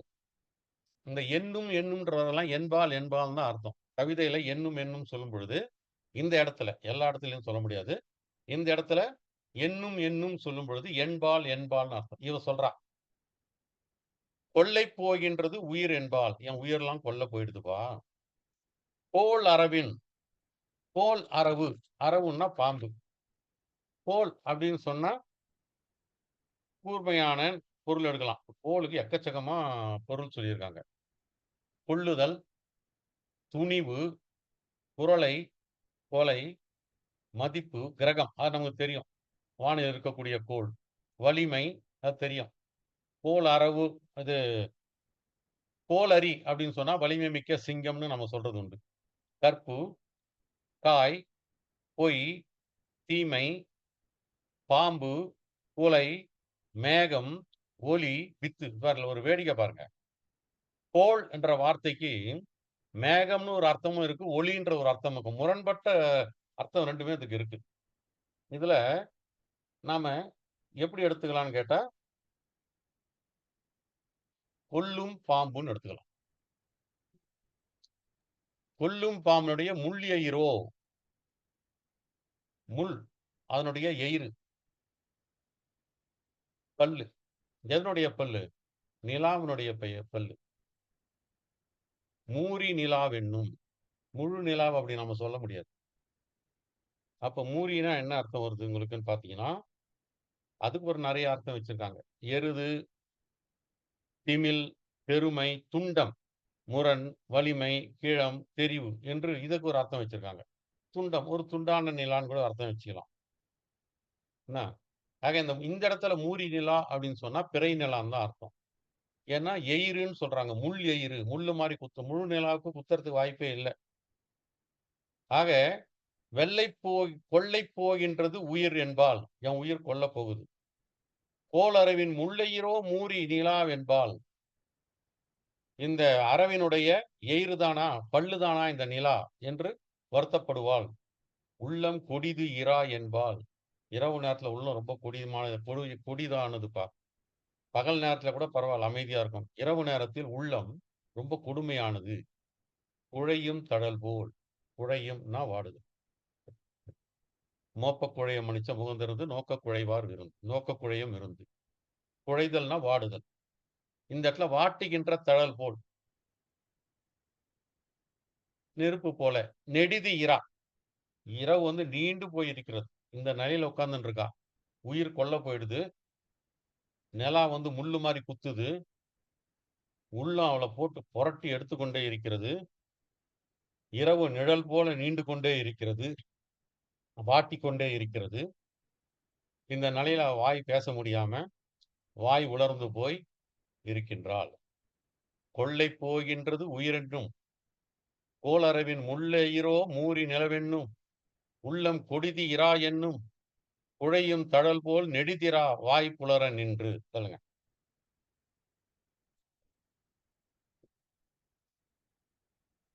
ஊழிப் பலவோர் இரவாயிற்றோ என்னும், கோழி குரல் அடைத்ததோ என்னும், ஆழித் துயிலாதோ என்னும், சுடர்மதியம் கான்ற வெயிலால் உடல் உருகா விழுந்து. இதுல 2 சொல்லு ரொம்ப புதிய சொல்லு. கான்ற அப்படின்னு சொன்னா சிந்துகின்றன்னு அர்த்தம். சிந்துதல். சிந்துதலுக்கு கான்றன்னு அர்த்தம். கொட்டுகின்ற, பொழிகின்ற. வெயில் அப்படின்ற சொல்லுக்கு வந்து நம்ம சாதாரணமா பகல் நேரத்து வெயில் நினைப்போம். அது ஒரு பொருள் உண்டு. வெயில்னா ஒளின்னு ஒரு அர்த்தம் உண்டு. பொதுவான ஒளி. பொதுவான ஒளிக்கும் வெயில்னு சொல்லுவாங்க. அதே மாதிரி நிலாவுக்கும் ஒளின்னு ஒரு அர்த்தம் உண்டு. நிலா பொழியும் திங்கள்னு கூட சில இடங்கள்ல இலக்கியத்துல வரும். அந்த இடத்துக்கு அதுக்கு ஒளின்னு தான் பேரு. இப்போ சுடர்மதியம் சிந்துகின்ற, அதான் நிலா. சுடர்கின்ற மதியம்னா நிலா. சிந்துகின்ற ஒளியால் உடல் உருகா விழுந்து. உருகா அப்படின்னா அது செய்யாப்பாட்டு வினையச்சுன்னு சொல்லுவாங்க. உருகுதல்னு அர்த்தம். உடல் உருகி விட்டால்னு அர்த்தம். இப்ப மேல பார்ப்போம். எதனால உடல் உருகி போனால்? ஊழிப் பலவோர் இரவாயிற்றோ. பல ஊழிக்காலங்கள். இதெல்லாம் ஒரு ராத்திரி தான் பொழுதுன்னு பார்த்தா, ஊழிக்காலம் மாறி இது நீண்டு கொண்டே போகிறது. நிழல் தேயும் ஆனாலும் சுவை தேய மாட்டாது நீள்கின்ற இரவும் இல்லையோனா கண்ணதாசன். அங்க சுவை தேயாமல் நீளுது. இங்க சுவையே இல்லாமல் நீளுது. அதான் ஒரு வித்தியாசம். ஊழிப் பலவோர் இரவாயிற்றோ என்னும் என்பால், கோழி குரல் அடைத்ததோ. என்ன கோழி கூவவே மாட்டாதா? கோழி கூவே கூவாதா? கோழி கூவ ரொம்ப ஆவலா எதிர்பார்த்துக் கொண்டிருப்பாள். ஆழித் துயிலாதோ. அலைகளானது தூங்காதா? இப்படி வீசிக்கொண்டே இருக்கிறது என்பால். சுடர் மதியம். சுடர் வீசக்கூடிய நிலா சிந்துகின்ற ஒளியினால் அவளுடைய உடல் உருகி படுக்கையிலே விழுந்து கிடக்கின்றாள். ஊழிப் பலவோர் இரவாயிற்றோ என்னும். இங்கேயும் எண்ணும் எண்ணும்ன்றது என்பாள் என்பாள்னு சொல்லலாம். இல்ல அவளுடைய மனசு இது மாதிரி சொல்லுதுன்னு எடுத்துக்கொள்ளலாம்.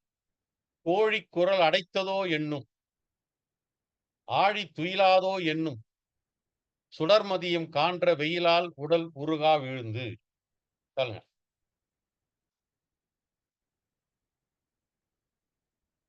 இதுல புறவழித்தான் அப்படின்னா போர் செய்தான் அர்த்தம்.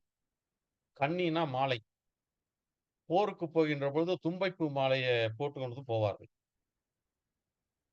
இங்க மன்மதன் 2 பேருக்கு 2 கொடுத்திருக்கான். நிலாவுக்கு என்ன கொடுத்திருக்கான்? தும்பைப்பூ மாலைய கொடுத்து நீ போருக்கு போன்ட்டான். யார்கிட்ட? தமயந்தி கிட்ட. தமயந்திக்கு என்ன பண்ணிட்டான்? இரவ நீள வச்சுட்டான். இப்ப அவளுடைய நிலைமை இவள் சார்பா இரவு நீண்டு கொண்டே போகிறது. அவன் நிலாவினுடைய சார்பா போர் நடந்து கொண்டே இருக்கிறது. இந்த 2க்கும் இடையே அவ தத்தளித்துக் கொண்டிருக்கிறாள். ஈரமதியே, ஈரமான மதியே, இளநிலவே, இங்கனமே சோர்குழலில் மீதே சொரிவது எவன்? சோர்குழல்னா சோர்ந்து போகிறத கீழே தளர்ந்து விடக்கூடிய குழலுக்கு கூந்தலுக்கு சோர்குழல்னு சொல்லுவாங்க. குழல் தளர்ந்து சோர்தல்னா தளர்தல் தானே. மீதே சொரிவது ஏன்? நீ ஒளியை வீசிக் கொண்டிருக்கின்றாய். மாறன் புறவழித்தான் கண்ணி. உனக்கு என்ன பண்ணியிருக்கான்? புறவழித்தான்னா போரிடுவதற்காக. பொறுதல்னா போரிடுதல்னு அர்த்தம். புறவழித்தான் கண்ணி. கண்ணின்றது மாலை. தலையிலே சூடிக் கொள்ளுகிற மாலைக்கு கண்ணின் பேரு. இந்த இடத்துல தும்பைப்பூ மாலை. ஏன்னா போருக்கு தானே கொடுக்குறாங்க. மாறன் உனக்கு தும்பைப்பூ மாலையை கொடுத்து விட்டான். போருக்கு போய் என்று அனுப்பி விட்டான். எனக்கு என்ன இப்ப வஞ்சனை செய்திருக்கான் தெரியுமா? எனக்கு புலரா இரவளித்தான். எனக்கு புலரவே புலராத இரவை கொடுத்து விட்டான். அல்லனோ இன்று அதுதானே அல்லவா? உனக்கு தும்பை மாலை கொடுத்து விட்டான், எனக்கு இரவை கொடுத்து விட்டான் இன்று என்று ரொம்ப வருத்தப்படுறான். ஈரமதியே, இளநிலவே, இங்கனே சோர்குழலில் மீதே சொரிவது எவன்? மாறன் புறவழித்தான் கண்ணி, எனக்கு புலரா இரவழித்தான் அல்லனோ இன்று. சொல்லுங்க. ம்.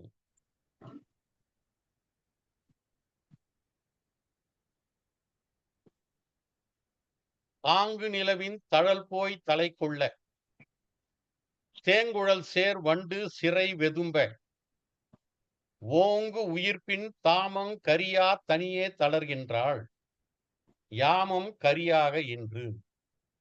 இந்த கரியாக அப்படின்றதுக்கு சாட்சியாக அப்படின்னு தான் ஒரு பொருள் சொல்றாங்க. உரையாசிரியர் எல்லா உரையாசிரியரும் பார்த்தா சாட்சியாகன்னு தான் சொல்றாங்க. இரவு இதற்கெல்லாம் சாட்சியாக நிற்கிறது. தாங்கு நிலவின் தழல் போய் தலை கொள்ள. இந்த நிலவு வந்து நிலவினுடைய நெருப்பு தலை மேல விழுதாம். தாங்குன்ற வார்த்தைக்கு அணைத்தல், காத்தல், சகித்தல், சுமத்தல், பொறுத்தல், வருத்துதல், ஏற்றுக்கொள்ளுதல், இவ்வளவு அர்த்தம் கொடுக்குறாங்க. இந்த இடத்துல தாங்கு நிலவுனா வருத்தும் நிலவுன்னு கூட நம்ம பொருள் எடுத்துக்கலாம். அல்லது நிலவினுடைய நெருப்பை தாங்குகின்ற, ஏற்றுக்கொள்கின்ற, தாங்குனா ஏற்றுக்கொள்கின்ற ஒரு பொருள் இருக்கு இல்லையா, ஏற்றுக்கொள்கின்ற தலை. இந்த தலை கொள்ள தேங்குழல் சேர் வண்டு சிறை வெதும்ப. அவ தலை மேல அந்த நிலா விழுது, அவ்வளவுதான். அது விழும்போது என்ன நடக்குது? அவளுடைய குழலிலே பூக்கள் பூ சூடி இருப்பால், அதிலே வண்டு இருக்கும் அல்லவா, அந்த வண்டினுடைய சிறகு வெதும்ப, வெந்து போய் விடுகிறது. ஓங்கு உயிர்ப்பின், ஒரு பெரிய நீண்ட பெருமூச்சு விடுறா. ஆசையினால வந்த பெருமூச்சு, பெரிய மூச்சு. தாமம் கரியா, மாலை, அவள் போட்டிருக்கிற மாலை என்பது கரிந்து போய் விடுகிறது. தனியே தளர்கின்றாள், தனியாக அவள் தளர்ந்து கொண்டே இருக்கின்றாள். யாமம் கரியாக இன்று. இதுக்குதான், இதுக்கு வந்து யாமப் பொழுது, இரவு பொழுது சாட்சியாக இருக்கிறது அப்படின்னு சொல்றாங்க. யாமத்துக்கு கரி என்பதற்கு அகராதியில பார்த்த பொழுது எனக்கு சில வார்த்தைகள் கிடைச்சது. அடுப்பங்கரி எல்லாருக்கும் தெரியும், கருமை எல்லாருக்கும் தெரியும், சாட்சி அவங்க சொல்ற பொருள் கரெக்டா வருது, யானை அது நமக்கு நல்லா தெரியும், விஷம்னு ஒரு வார்த்தை இருக்கு, நஞ்சுன்னு ஒரு வார்த்தை இருக்கு. ஆக இந்த இரவு பொழுது அவளுக்கு நஞ்சாக இருந்தது என்று ஏன் எடுத்துக்கொள்ளக்கூடாது அப்படின்னு நாம யோசிக்கலாம் இல்லையா? அந்த நிலாவினுடைய ஒளி அவளுடைய தலை மீது விழ, அவள் அணிந்திருந்த பூவில் மொய்த்து கொண்டிருந்த வண்டினுடைய சிறகு வெந்து போக, அந்த அளவுக்கு நிலாவினுடைய கூர்மை இருந்திருக்கு.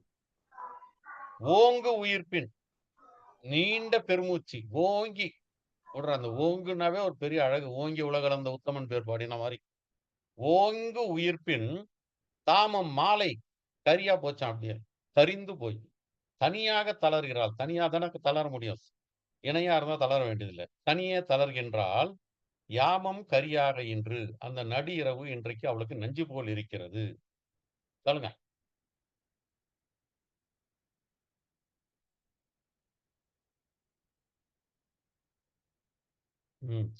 மையிட்ட கண்ணருவி வார, வலை சோர, கையில் கபோல தலம் வைத்து, கபோலம்னா கண், மெய்வருந்தி தேனிருந்த பூங்கனையே தீயாக, தேன்மொழியால் தானிருந்து செய்தால் தவம்.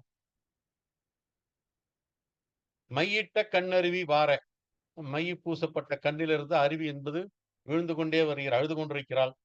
வலை சோர, அந்த வலையானது கழண்டி விழுந்து கொண்டே இருக்கிறது. இதெல்லாம் நம்ம வந்து அடிக்கடி பார்க்கறதாம். கையில் கபோலத்தலம் வைத்து, அப்படி அந்த கன்னத்துல கை வைத்துக் கொண்டு, மெய் வருத்தி, உடம்பை வருத்தி கொண்டு, தேன் இருந்த பூங்கனையே தீயாக, அந்த பூங்கனையே தீயாக, தேமொழியால் தானிருந்து செய்வாள் தவம், அந்த தமயந்தி தவம் செய்து கொண்டிருக்கிறாள். சொல்லுங்க. இது வந்து நலவென்பா இல்ல, நைடதம். நைடதத்தையும் அந்த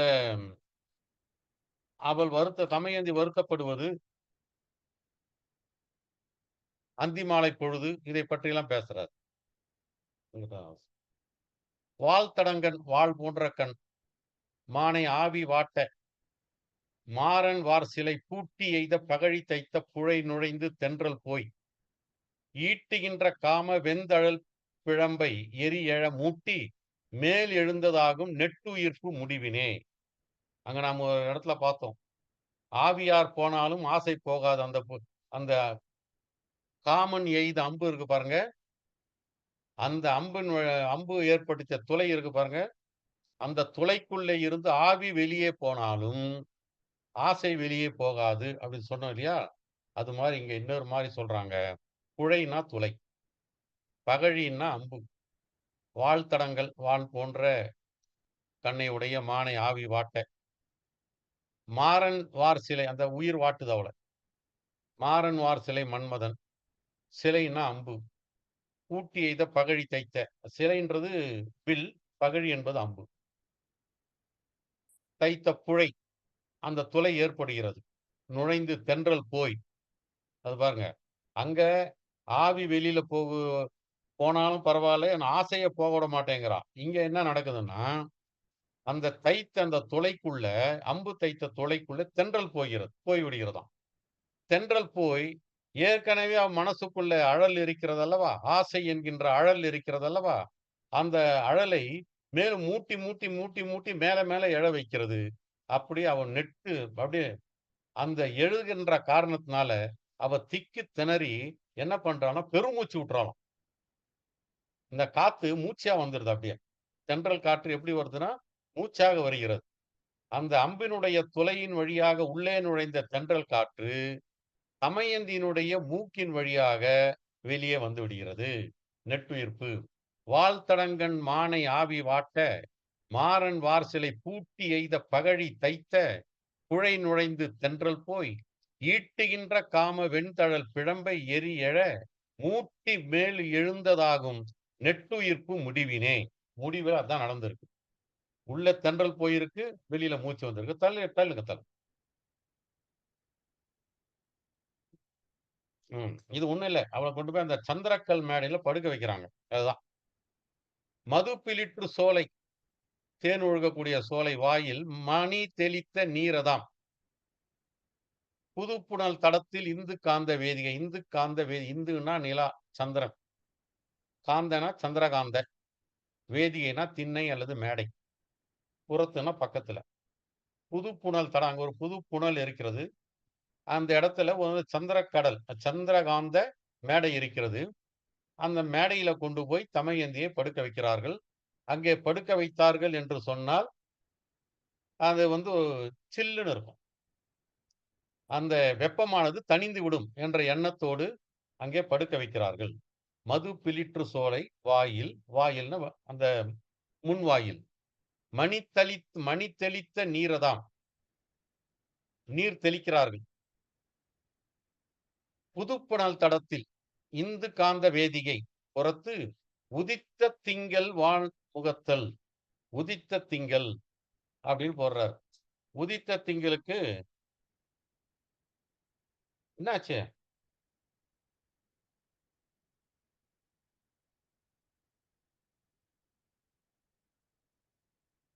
என்னாச்சு?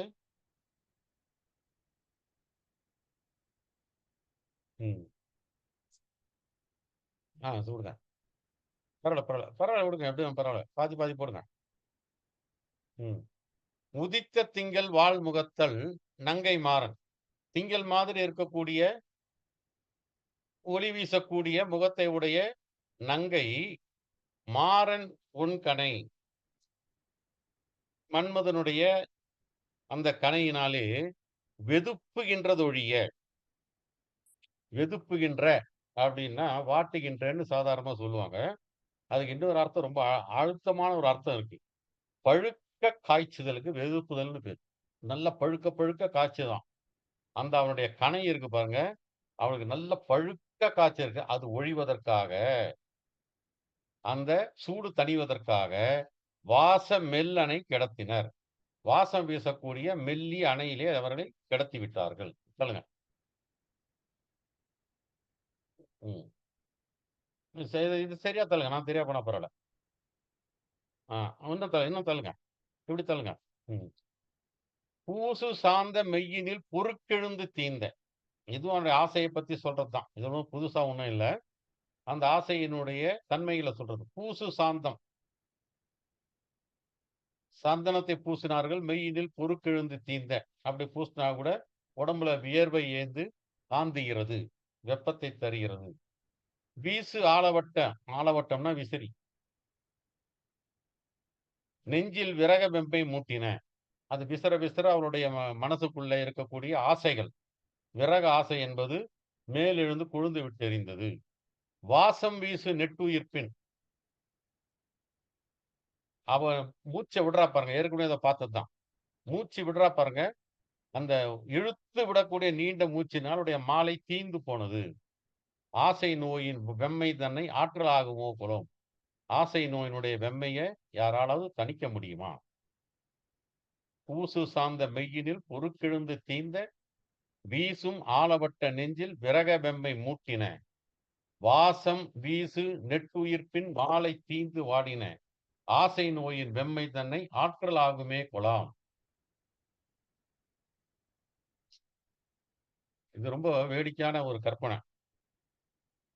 சிவபெருமான் கண்ணுல ஏன் நெற்றி கண் வந்தது? அவருக்கு நெத்தியில ஏன் கண் வந்ததுன்னு சொல்றாங்க. என்ன? கூறு மங்கையீர். அங்க செப்பிலம் கொங்கை நீர்னு சொன்ன மாதிரி நலவென்பால நேடத்துல கூறு மங்கையீர் உலங்கொதித்து வெம்பு காமநோய் தேறுகின்றீர் இதன்கொள். அதான் அவரோட சொல்ற கருத்து இது. பெண்களே, உள்ளங்கொதித்து வெம்புகின்ற காம நோயை தேர முடியாது. தேறுகின்றீர். இந்த காம நோயை பற்றி நீங்கள் என்ன நினைத்துக் கொண்டிருக்கிறீர்கள்? இதுதான் உங்களால தீர்மானிக்கவே முடியாது. எப்பேற்பட்ட நோய் தெரியுமா அது? அதுதான் பின்னால ஒரு புராணத்துல இருந்து ஒரு கதையை சொல்றார். தேவியை பிரிந்ததால் ஆரணிந்தும் விரக வெம்மை அழல் வெடித்தது அன்றுகொள். சிவபெருமான் தலையில 6 இருக்கு. அது என்ன பண்ணும்? எந்த நெருப்பையும் அணைக்கும். ஆனா கூட தேவியை பிரிந்த காரணத்தினால் ஆரணிந்தும் விரக வெம்மை அழல் வெடித்தது அன்றுகொள். ஆசை என்கின்ற விரக ஆசை என்கின்ற தீ வெடித்த காரணத்தினால் அந்த 6ஆல கூட தணிக்க முடியல. நீ சாதாரணமா நினைக்காத. அந்த காம விரக நோய அந்த 6ஆலேயே தலையில இருக்கக்கூடிய கங்கை 6ஆலேயே அதை அணைக்க முடியல. அதனால தான் நீரணிந்த கடவுளுக்கு நெற்றியில் கண் ஆனதே. அது அந்த வெடித்து என்ன ஆச்சுன்னா, அந்த விரக ஆசை வெடித்து என்ன ஆயிட்டுன்னா, சிவபெருமான் நெத்தியில அது கண்ணாக மாறிவிட்டது. அவ்வளவு ஆற்றல் மிக்கது. என்ன சாதாரணமா நினைச்சுன்றீங்களா? தேறுகின்றீர் இதன்கொள். இவ்வளவுதானா நினைக்கிறீங்க?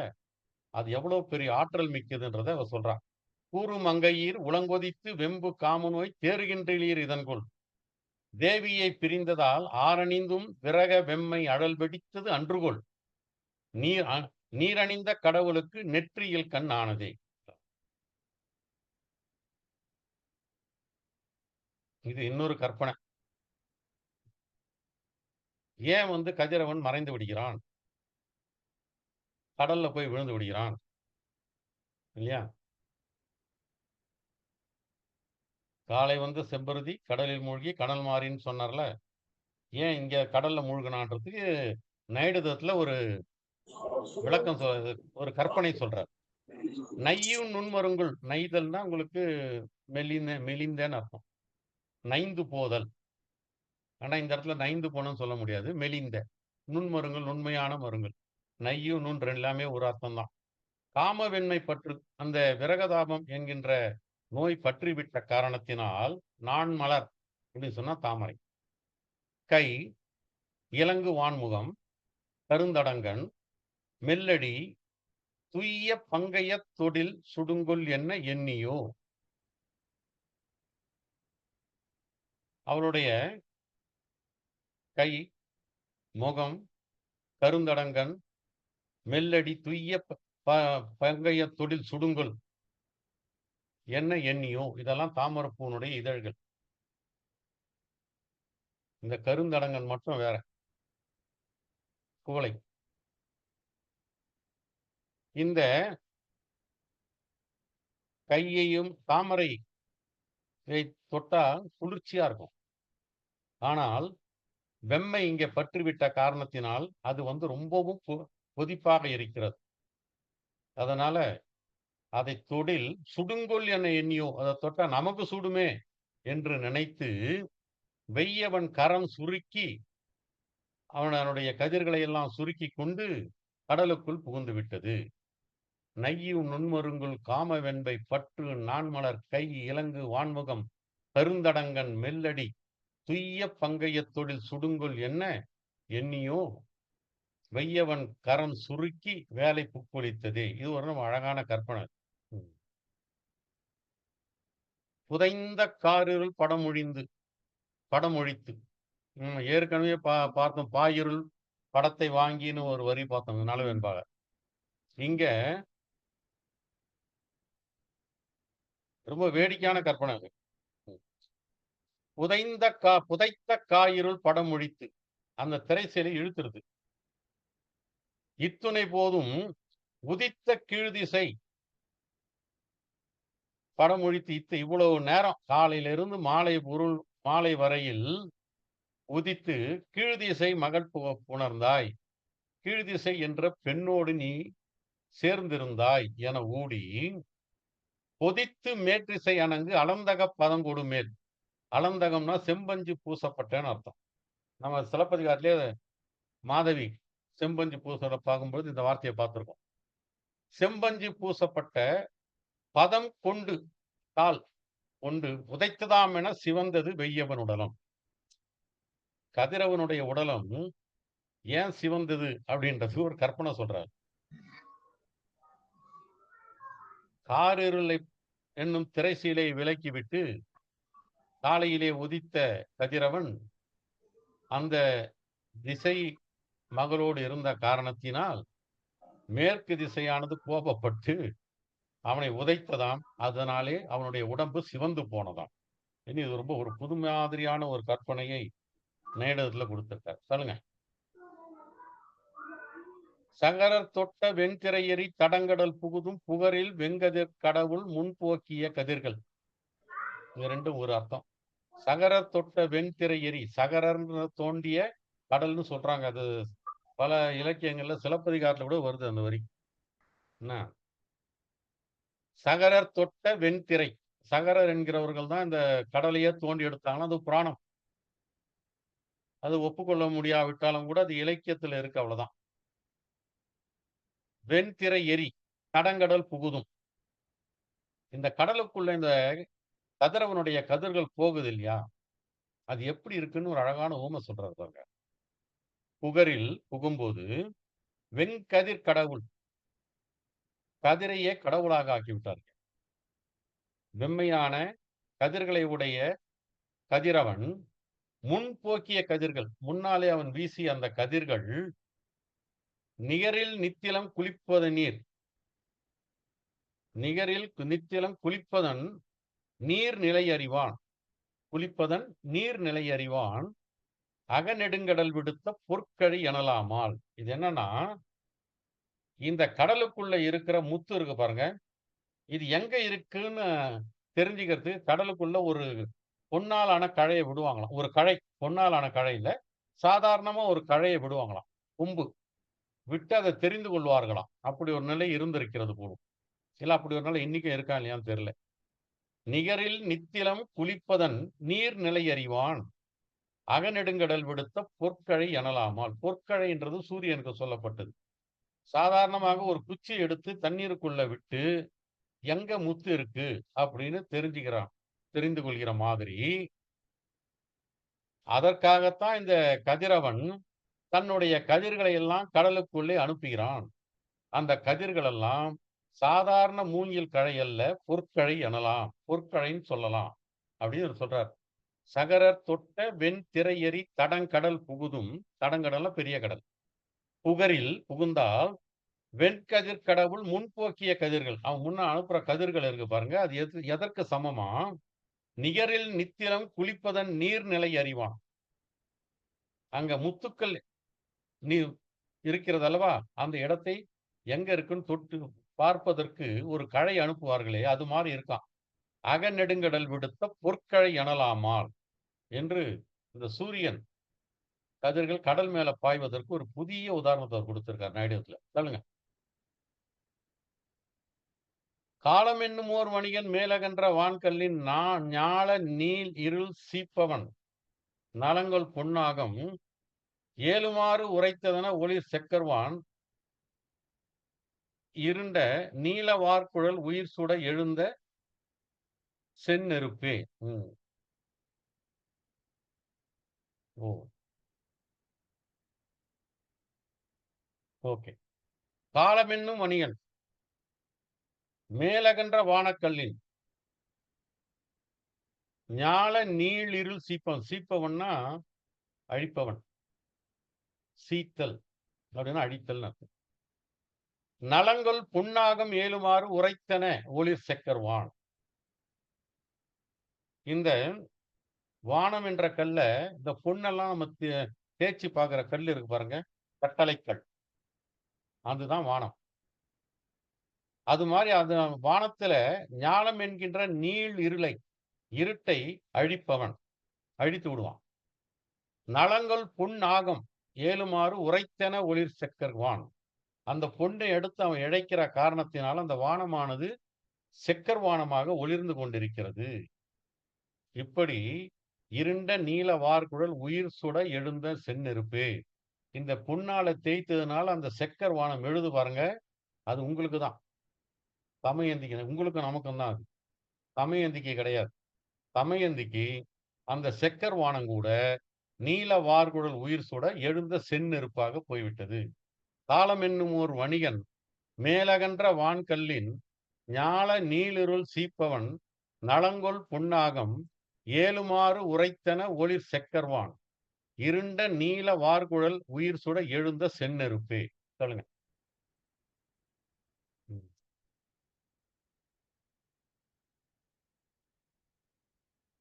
ஓகே. இதுவும் ஒரு வினோதமான கற்பனை தான்.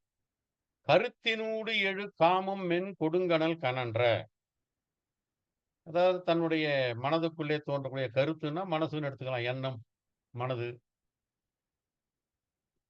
அந்த கொடுங்கணல் கனன்று கொண்டிருக்கிறதாம். வருத்தி உற்றவர்க்கு ஆறுயிர் குலகினை அயில்வான். குலகுன்னா தழை, தழை மாறி சாப்பிடுறானா. வருந்தி உற்றவர், அந்த நெருப்பானது கனன்று கொண்டிருக்கு இல்லையா, அப்ப அந்த வருத்தம் வரும் இல்லையா, அப்படி வருந்துகிறவருடைய உயிரை குலகினை அயில்வான். குலகு அப்படின்னா தழைன்னு அர்த்தம், அயில்வான்னா சாப்பிடுவான்னு அர்த்தம். இந்த தழை மாறி சாப்பிடுவானா. யார் சாப்பிடுவானா? யானை. எப்படிப்பட்ட யானை? உருத்து வெங்கதிர் பாகு எரிந்திடும் புகர் முகத்தை இருட்கடாக்கள் இரு நிலத்து இருந்தமைத்தே. அதாவது வெங்கதிர் என்பது பாகனம், யானை என்பது இருள், இருள் என்பது யானை, கதிர் பாகன். இந்த இருளின் மீது அந்த பாகன் அமர்ந்திருக்கிறான். மாலை பொழுது என்ன ஆகியிருக்கிறது? அந்த கதிர் மறைவது எப்படி சொல்றாரு? அந்த யானையானது பாகனை தள்ளிவிடுகிறது. தள்ளிவிட்டு அந்த இருள் என்கின்ற யானையானது வெம்மை நோயினாலே, விரக நோயினாலே தவித்துக் கொண்டிருக்கிறார்கள் அல்லவா, அவர்களுடைய உயிரை தழை சாப்பிடுகிற மாதிரி சாப்பிட்டுக் கொண்டிருக்கிறது. கருத்தினோடு காமமென் கொடுங்கணல் கனற்ற வருத்தி உற்றவர் ஆறுயிர் உலகினை அயில்வான். ஆறுயிர்க்குன்னு படிக்கக்கூடாது, ஆறுயிர் உலகினை அயில்வான். உருத்து வெங்கதிர் பாகறிந்திடும் புகர் முகத்த இருட்கடாங்களிரு இருநிலத்து இருத்ததை அற்றே. இருத்ததை அப்படின்னா செலுத்துதல், தங்குதல்னு ஒரு அர்த்தம் இருக்கு. இருத்ததை கூட நிறைய இருக்கு, விடை கூறுதல், செலுத்துதல், தங்குதல்னு. ஆக இந்த இருநிலத்தை இருத்ததை அற்றேன்னா இருள் நிலத்திலே அந்த இருள் இருந்து கொண்டிருக்கிறது. சொல்லுங்க.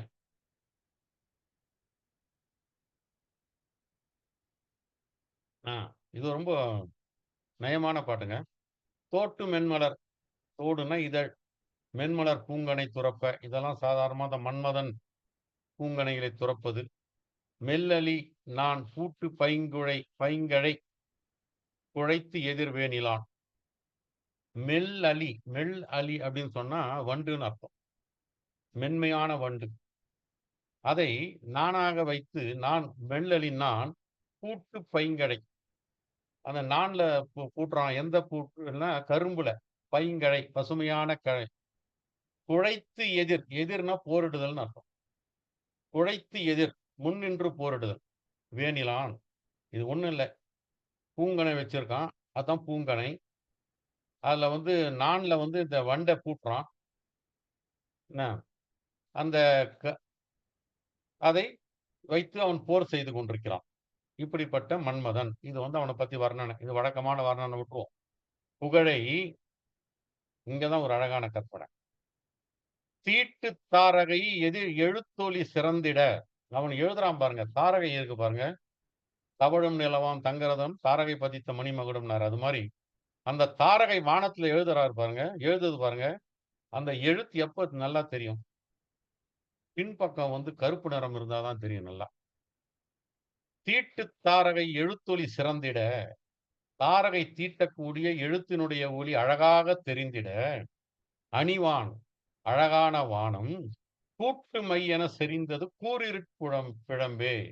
இந்த வானமானது இந்த இருட்பிழம்பு இருட்பிழம்பு கூர்மையான இருட்பிழம்பு ஒரு கூட்டு மையாக தெரிந்தது, தவழ்ந்திருக்கிறது. அதாவது வானம் கருப்பாக இருக்கிறது. அந்த வானத்தினுடைய கருப்பு மை. தாரகையினுடைய எழுத்து, தாரகை அந்த மையிலே எழுதுகிறது. இந்த கருப்பு மையிலே அந்த தாரகை எழுதி கொண்டிருக்கிறது. இதுதான் ஒரு அழகான நயமான இடம். தோட்டு மென்மலர் பூங்கனை துறப்ப மெல்லலின் நான் பூட்டு பைங்கழை குழைத்து வேண்டிலான். எதிர்னா போரிடுதல். புகழை தீட்டு தாரகை எழுத்தொலி சிறந்திட அணி அழகான வான் கூட்டு மையென செறிந்தது இருட்பிழம்பே. இது ரொம்ப நல்லா இருக்கு. கூட்டு மையென செறிந்தது இருட்பிழம்பே என்று இந்த வானத்தினுடைய அந்தி மாலை பொழுதனுடைய அழகை நைடதம் இப்படி பலவாறாக வர்ணித்துக் கொண்டிருக்கிறது. நளவெண்பாவும் ஒரு வகையிலே அழகாக வர்ணித்துக் கொண்டிருக்கிறது. தோராயமா சொல்லிடுறேன். ஏன்னா இது ஒன்றும் வெறும் வர்ணனை தானே.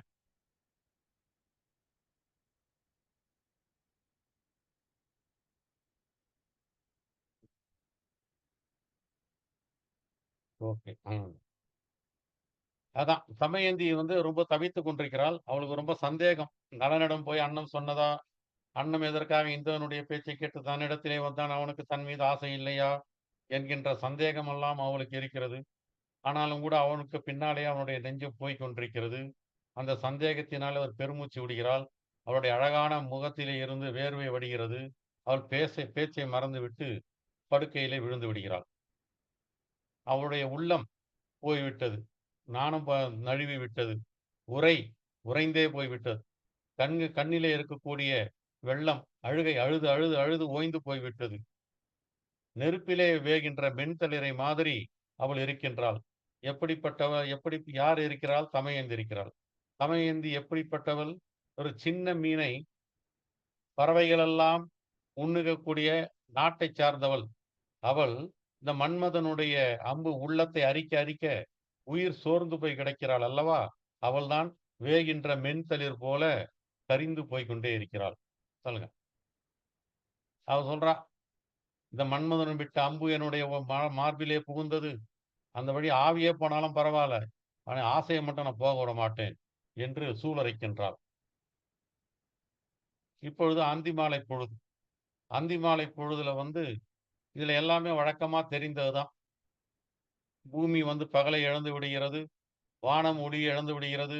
பொய்கையிலிருந்து பறவைகள்லாம் பறந்து போய் விடுகின்றன. ஆனால் ஒரு வித்தியாசமான சிந்தனை என்னவென்று சொன்னால், செவ்வாய் அன்றில் இருக்கிறது பாரு. துணையே இழக்காத அந்த அன்றில் கூட இங்க துணையை இழக்கிறது.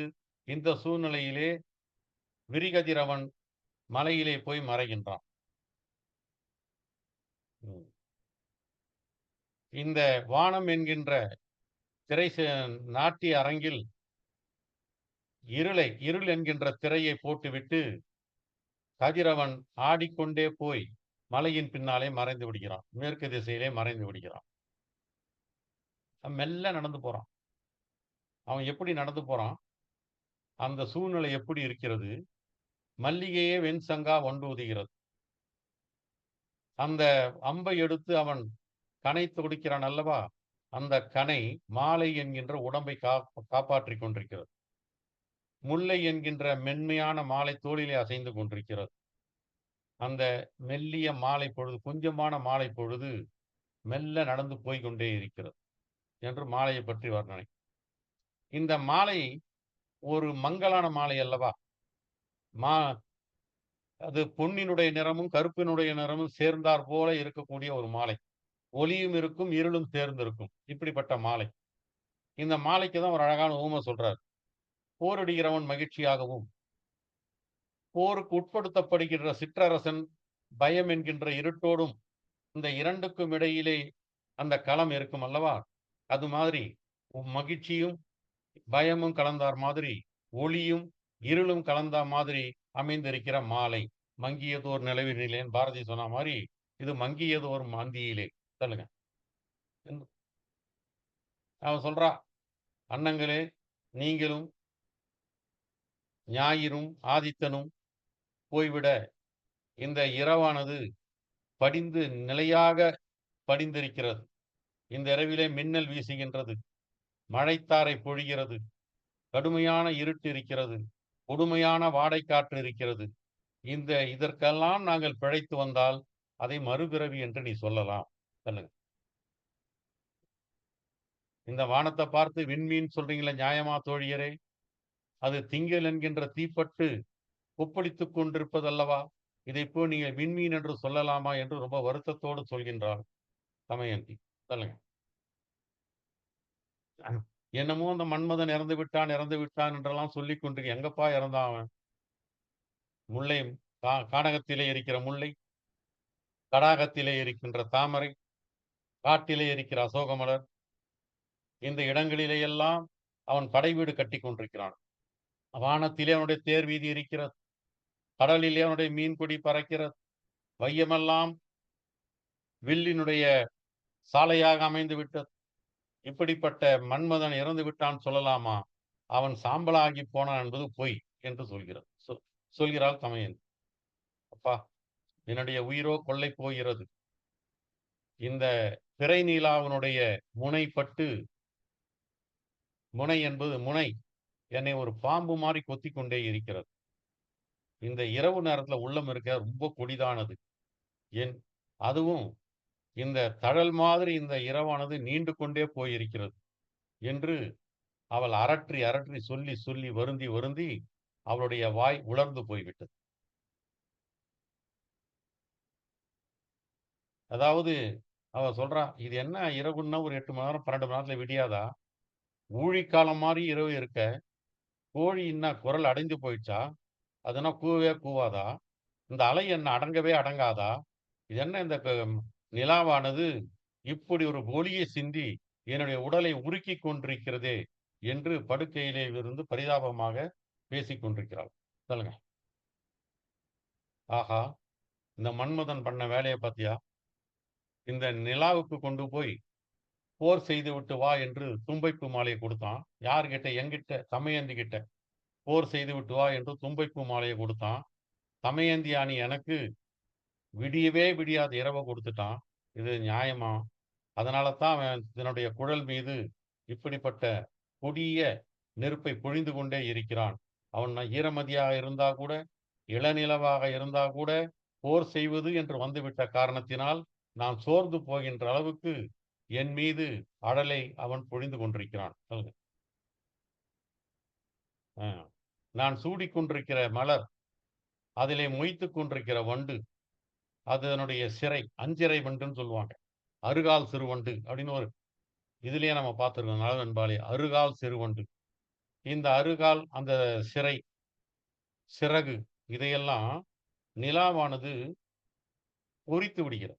என் தலையில விழுது, அங்க பூ இருக்கு, அந்த பூவுல வண்டு இருக்கு, அந்த வண்டினுடைய சிறையை அது கரித்து விடுகிறது அவள் விடுகின்ற பெருமூச்சு அவள் சூடி இருக்கிற மாலையை தரித்து விடுகிறது. இப்படியாக தமயந்தி தளர்வுற்று கொண்டே இருக்கிறாள். அந்த யாம பொழுது விஷமாக அவளுக்கு இருக்கிறது. இதுவும் அதேதான். மையிட்ட கண்ல அருவி விழுந்து கொண்டே இருக்கிறது. வலை சோர்ந்து போய் கொண்டே இருக்கிறது. கையை கன்னத்திலே வைத்திருக்கிறாள். மெய்வருந்தி தேனிருந்த அந்த பூங்கனையே தீயாக மாறிவிட்டது. இப்படிப்பட்ட நிலையிலே அவள் தனியாக இருந்து தவம் செய்து கொண்டிருக்கிறாள். இது நைடதத்துல வரக்கூடிய இது. என்ன சொல்றார்? மாறனுடைய அம்பு அவளுடைய உடம்பிலே படுகிறது. அந்த துளை வழியாக தென்றல் போகிறது. அது அந்த தீயை எழுப்பி விடுகிறது. அதனாலே அவளுக்கு மூச்சு முட்டுகிறது. அந்த பெருமூச்சு விட்டு உள்ளே போன தென்றலை வெளியே அனுப்பி விடுகிறாள். சொல்லுங்க. அந்த சந்திரகாந்த கல் என்கின்ற அந்த மேடையின் மீது தமயந்தியை படுக்க வைத்து அதன் வழியாகவாது அவளுடைய வெப்பத்தை ஆற்ற முடியாதா என்று அவர்கள் எதிர்பார்க்கிறார்கள். தோழிகள் எதிர்பார்க்கிறார்கள். அவர்கள் சாந்தத்தை பூச பூச அவளுடைய உடம்பிலே இருந்து வேர்க்குரு எழுந்து கொண்டே இருக்கிறது. விசிறி வீச வீச ஆசை வெம்மையை மூட்டிக்கொண்டே இருக்கிறது. அவள் விடுகின்ற பெருமூச்சு மாலையை தீய்த்து கொண்டே இருக்கின்றது. ஆசை என்கின்ற நோயை எப்படிதான் ஆற்ற முடியும் என்று அவள் மிகவும் வருத்தப்படுகிறாள். அவன் ஒரு கேள்வி கேட்கிறான்.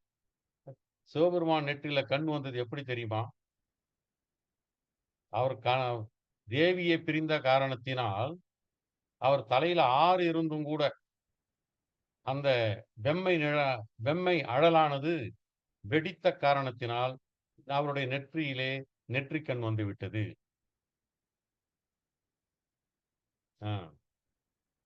இந்த கதிரவன் தாமரையை தொடாமலே போய்விடுகிறான். ஏனென்று சொன்னால் ஆசை பற்றின் காரணமாக உடம்பெல்லாம் கொதிப்பாக இருக்கின்றது. இந்த தாமரையினுடைய உடம்பெல்லாம் கொதித்துக் கொண்டிருக்கிறது. ஆகவே இதை தொட்டால் நமக்கு சுடும் என்று வெய்யவன் நேரே போய் கடலிலே விழுந்து விடுகின்றான்.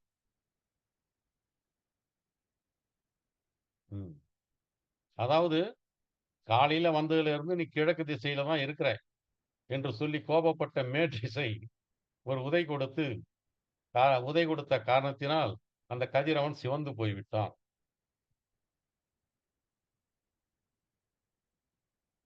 அந்த கதிரவன் கடலுக்குள்ளே தன்னுடைய கதிர்களை அனுப்புகிறான் அல்லவா? அது எப்படி இருக்கிறது என்று சொன்னால் அந்த முத்துக்களை எவ்வளவு தூரத்திலே ஆழத்திலே இருக்கிறது என்று தெரிந்து கொள்வதற்காக அனுப்புகின்ற ஒரு கழை, மூங்கில் கழையை மாதிரி கதிரவனுடைய கதிர்கள் ஒரு பொற்கழை மாதிரி இருக்கிறது. கதிரவன் வானம் என்கின்ற கல்லில் நீல இருளை அழித்து விடுகிறான். அழித்துவிட்டு அங்கே பொன்னாலே அவன் எழுதுகின்றான். அது எழுதுவதுதான் செக்கர்வானமாக மாறுகிறது. இது மற்றவர்களுக்கு. ஆனால் தமயந்திக்கோ, இருண்ட நீண்ட குழலை உடைய தமயந்திக்கோ அது உயிரை வதைக்கின்ற செந்நெருப்பாக விளங்குகிறது.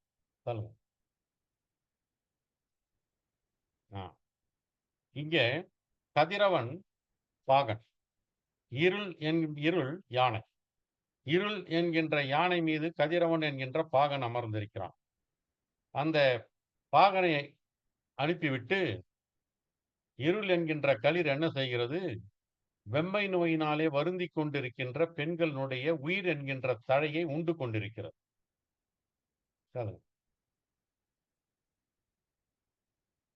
இங்க மாறனுடைய புகழை, மன்மதனுடைய புகழை வானத்திலே எழுதுகிறது. யார் எழுதுகிறது? தாரகை. அதுக்கு பின்னணி என்ன என்று கேட்டால் மை, இந்த மேகம் தான், அந்த இருள் தான் அதுக்கு மையாக விளங்குகிறது. அந்த இருள் பிழம்பு மை திரையாக அமைந்து தாரகை அதிலே எழுதி கொண்டிருக்கிறது. மன்மதனுடைய புகழை எழுதி கொண்டிருக்கிறது என்பதோடு அந்திமாலை பொழுதினுடைய அழகை நலவெண்பாவும் நைடதமும் விவரித்து முடித்திருக்கிறார்கள். வணக்கம்.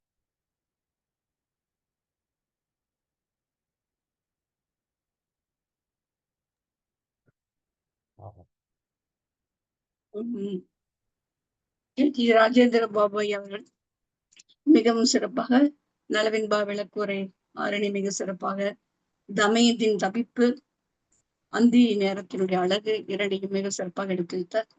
தமயந்தின் தவிப்பில் வந்து போனது நலந்தான் என்றவுடன் தமயந்தின் மனதில் ஏற்பட்ட தவிப்பை அந்த தூது வந்த காதலன் நலன் என்பதை தமயந்தி புரிந்து கொண்டதை மிக சிறப்பாக எடுத்துரைத்தார். சுயவரம் வைத்ததே உனக்குத்தான் என்று அந்த தன்னுடைய காதலை அன்னம் போய் சொல்லியதா அல்லதுக்கு நலனுக்கு காதல் இருக்கிறதா என்ற சந்தேகத்தை எல்லாம் கூறி உரை மறந்தாள் அணிவதனம் சிறந்தாள் என்ற சொல்லாட்சி மிக சிறப்பாக எடுத்து இருந்தது.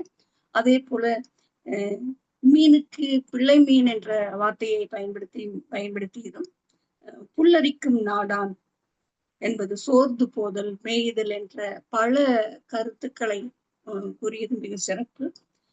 உள்ளம் போய்விட்டது, நாணம் போய்விட்டது, வெள்ளம் போய்விட்டது, தமையனுடைய மேனியானது மெந்தளிர் மேனி அப்படியே வெந்தது போல் ஆகிவிட்டது என்பதும் அந்த மன்னனுடைய அன்பு புகுந்த வழியே ஆவியே போனாலும் சரி என்னுடைய ஆசை போகாது என்று கூறியது.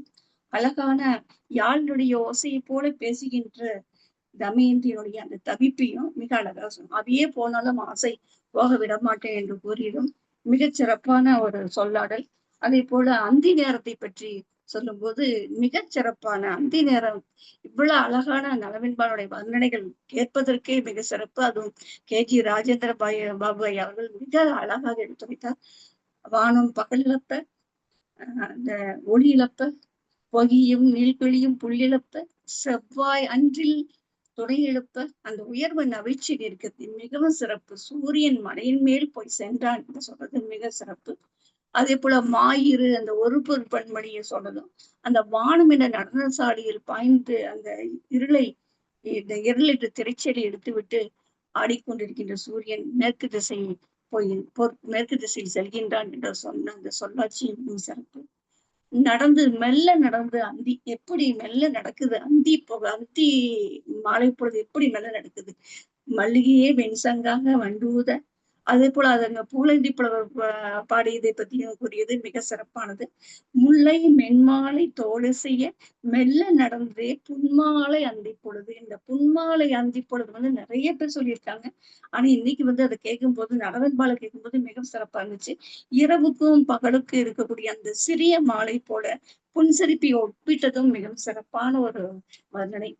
அந்தி செய்த கழக்கம் அப்படின்னு சொல்லும் போது நிலத்தை காப்பவனுக்கும் அந்த போர் இடுபவனுக்கும் போர் நடத்தவனுக்கும் ஏற்படுகின்ற அந்த ஒளியும் இருளும் அந்த இடையில் உள்ளதான் அந்தி பொழுது என்று கூறியதும் மிகவும் சிறப்பான ஒரு சொல்லாட்சி.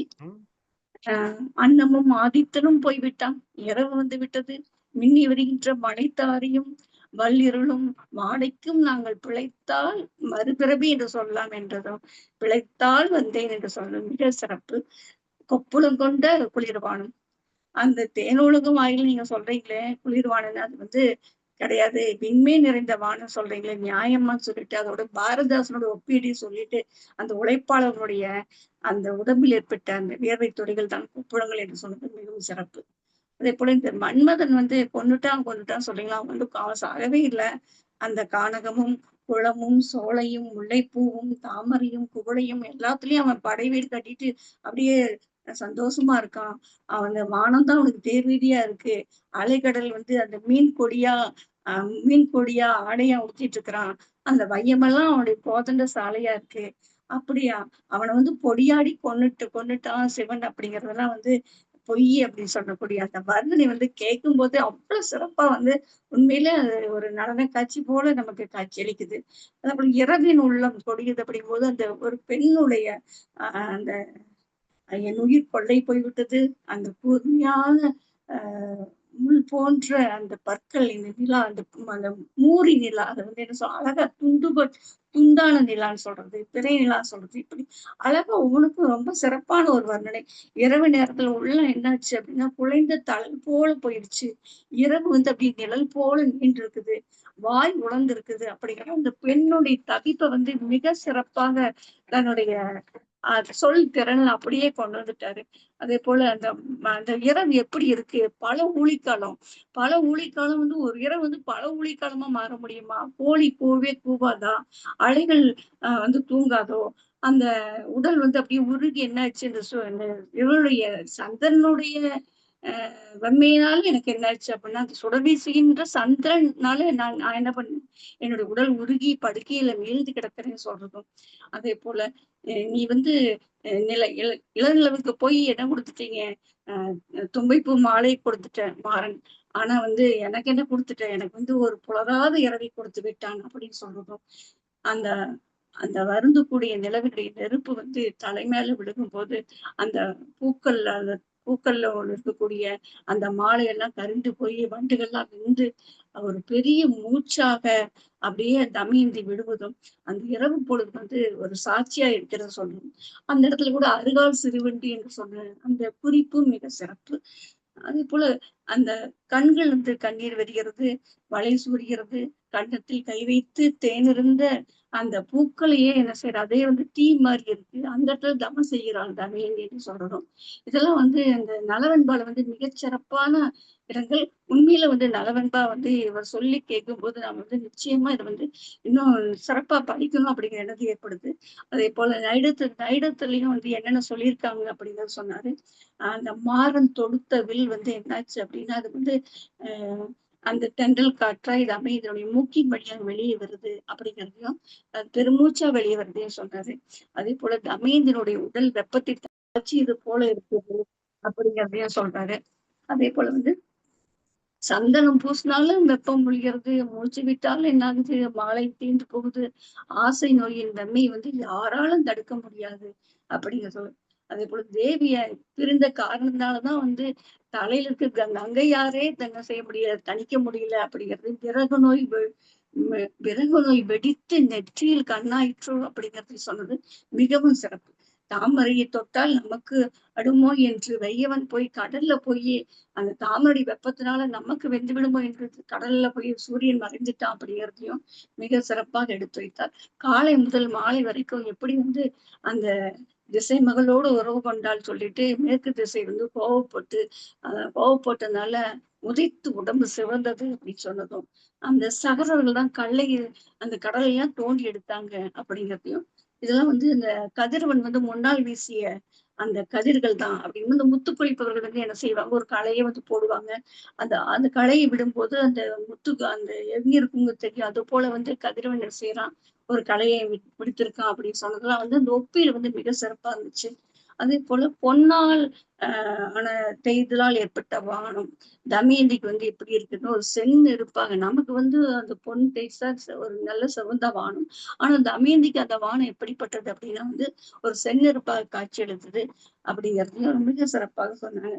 அதே போல வந்து அந்த நாள்ல வந்து வண்டை பூட்டும் போது போர் செய்யறான் அப்படிங்கிறது அந்த கூரிருள் பிழம்பே அப்படிங்கிறது வானத்துல வந்து எப்படி அந்த வானம் வந்து இருள் பிழம்பா இருக்கு. அப்பதான் என்ன செய்ய முடியும்?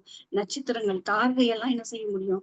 தாரகையெல்லாம் மின்ன முடியும். இருளா இருக்கும்போது ஒளி தெரியும் அம்மா அப்படிங்கிறது குறுக்கீடுக்கு மன்னிக்கணும். முடிஞ்சு ரெக்கார்டிங் கட் ஆகுது, அதனால நன்றி உரை சொல்லிருக்கோமா. சரிங்க சார். மிக சிறப்பாக தன்னுடைய உரையை எடுத்துரைத்த கேஜிஆர் அவர்களுக்கு எனது வணக்கத்தையும் வாழ்த்தினையும் தெரிவித்துக் கொண்டு நன்றி உரைக்கு செல்கிறேன். நன்றியுரை. நன்றி நவிழல் தமிழர் பண்பாடு.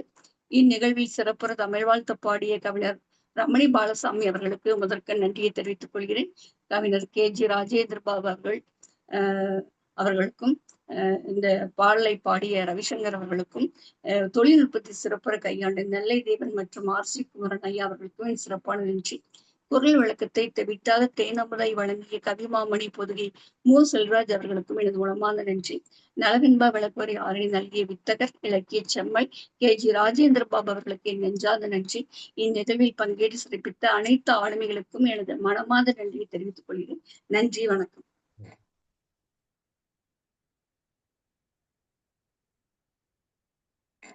தீபன் தீபன் என்ன